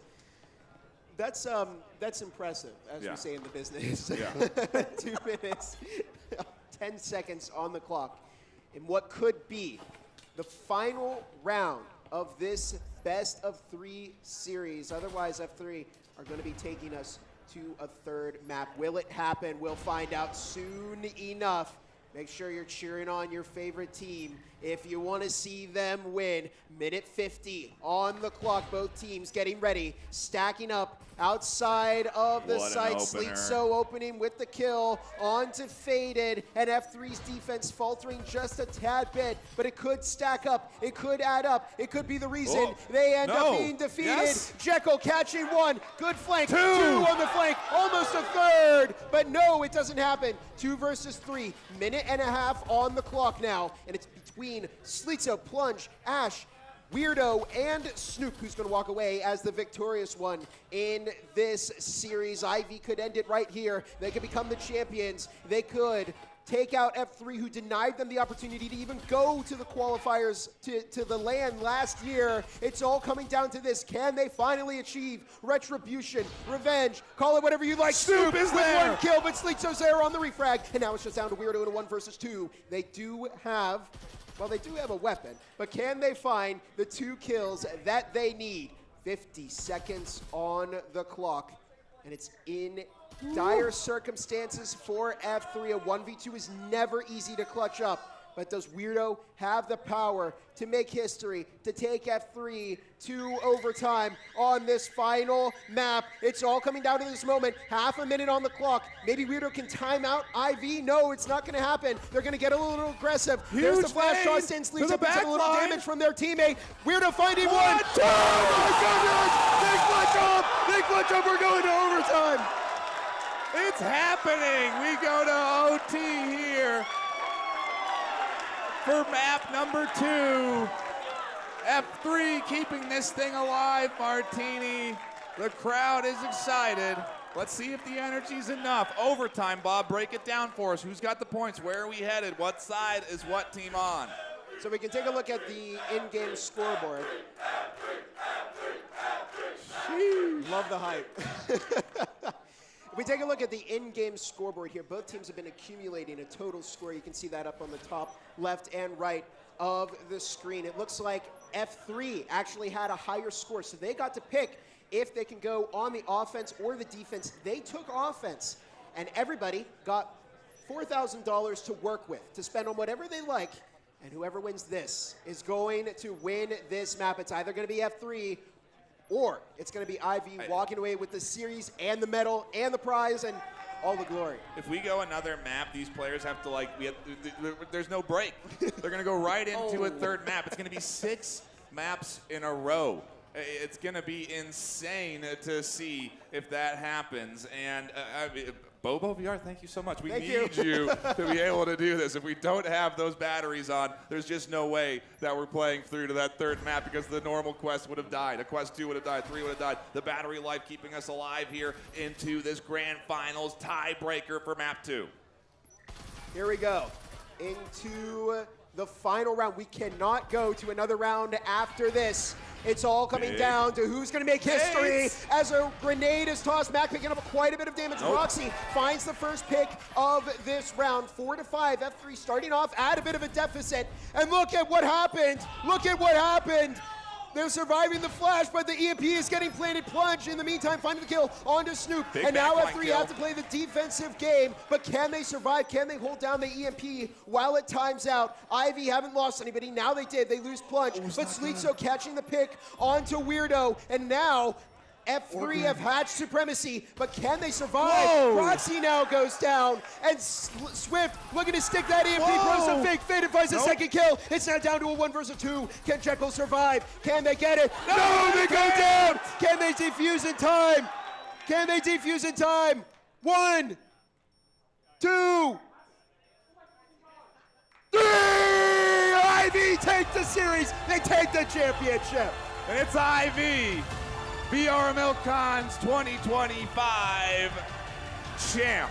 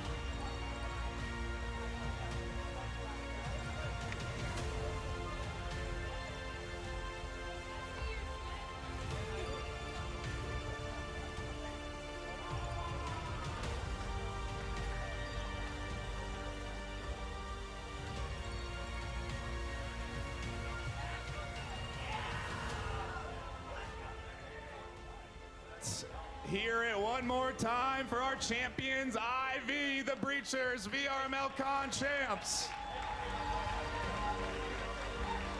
How does it feel to be here? What a day that you've had, coming straight from an alt stage victory that went 3 maps to now this. What's your energy level like? Are you still hyped? Are you out of energy? Do you have more to go? I don't know what's going on, bro. I'm lightheaded. This is crazy. But I got 2, bro. This is all I ever wanted. Now I can retire and be happy for the rest of my life. Let's freaking go, dude. We love to see it. How does it feel to have a medal in your hand right now? Did you think this is where you'd be at the start of the event today? I knew I was going to win one of the 4 games I was playing, and it was most likely going to be this one. I'm happy I did. So. Awesome, congratulations. I mean, how does it feel to be here? Any shout outs? What's the emotions going through right now after a really hard-fought victory? Honestly, that was, excuse my language, that was the craziest shit I've ever seen in my life. Like, genuinely. Shout out Zach. I think he's watching. My voice is shot. Shout out my mom, and Ivy on top. We love to see it. How does it feel? What are the emotions like? What was the most stressful part of today on stage?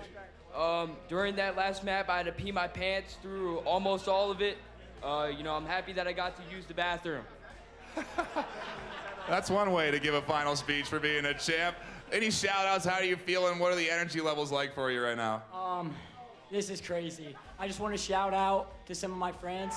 I lost my voice, I'm sorry. But Jai Guy, Silo, Rebel, I love you, Jai! Stanky, I love you. I'm feeling great, but my lower back hurts and I lost my voice. My teammates couldn't hear me like the second map of Valor. It was great.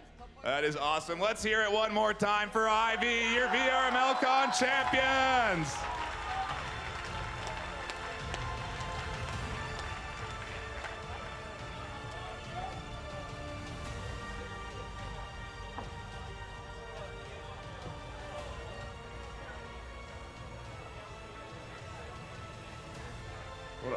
We got one more thing left. We got one more giveaway. Now, no surprise at all, the suit that was given out yesterday has been claimed. So we only have one more haptic suit left to give. Before that, real quick, big shout out to the volunteers here at VRML CON. Amazing job. Also, my man here, Chandler, get him on camera. 15 minutes of fame for this man right here. Incredible work. Of course, not just him, so many people here at VRML CON doing such an amazing job. But we're gonna get to this one right quick. All right, the winner of the Haptic suit. This is on your ticket number LO01N. LO01N. Anybody? Well, you have till tomorrow to claim it. And if you want to check, it's gonna be on the VRML CON Discord server in the announcements. With that being said, we're closing out day 2. What do we got tomorrow, ladies and gentlemen? Orion Drift. Come back tomorrow. It's gonna be amazing. I can go, oh my circuits, you're right. I'll see you tomorrow. We'll see you tomorrow.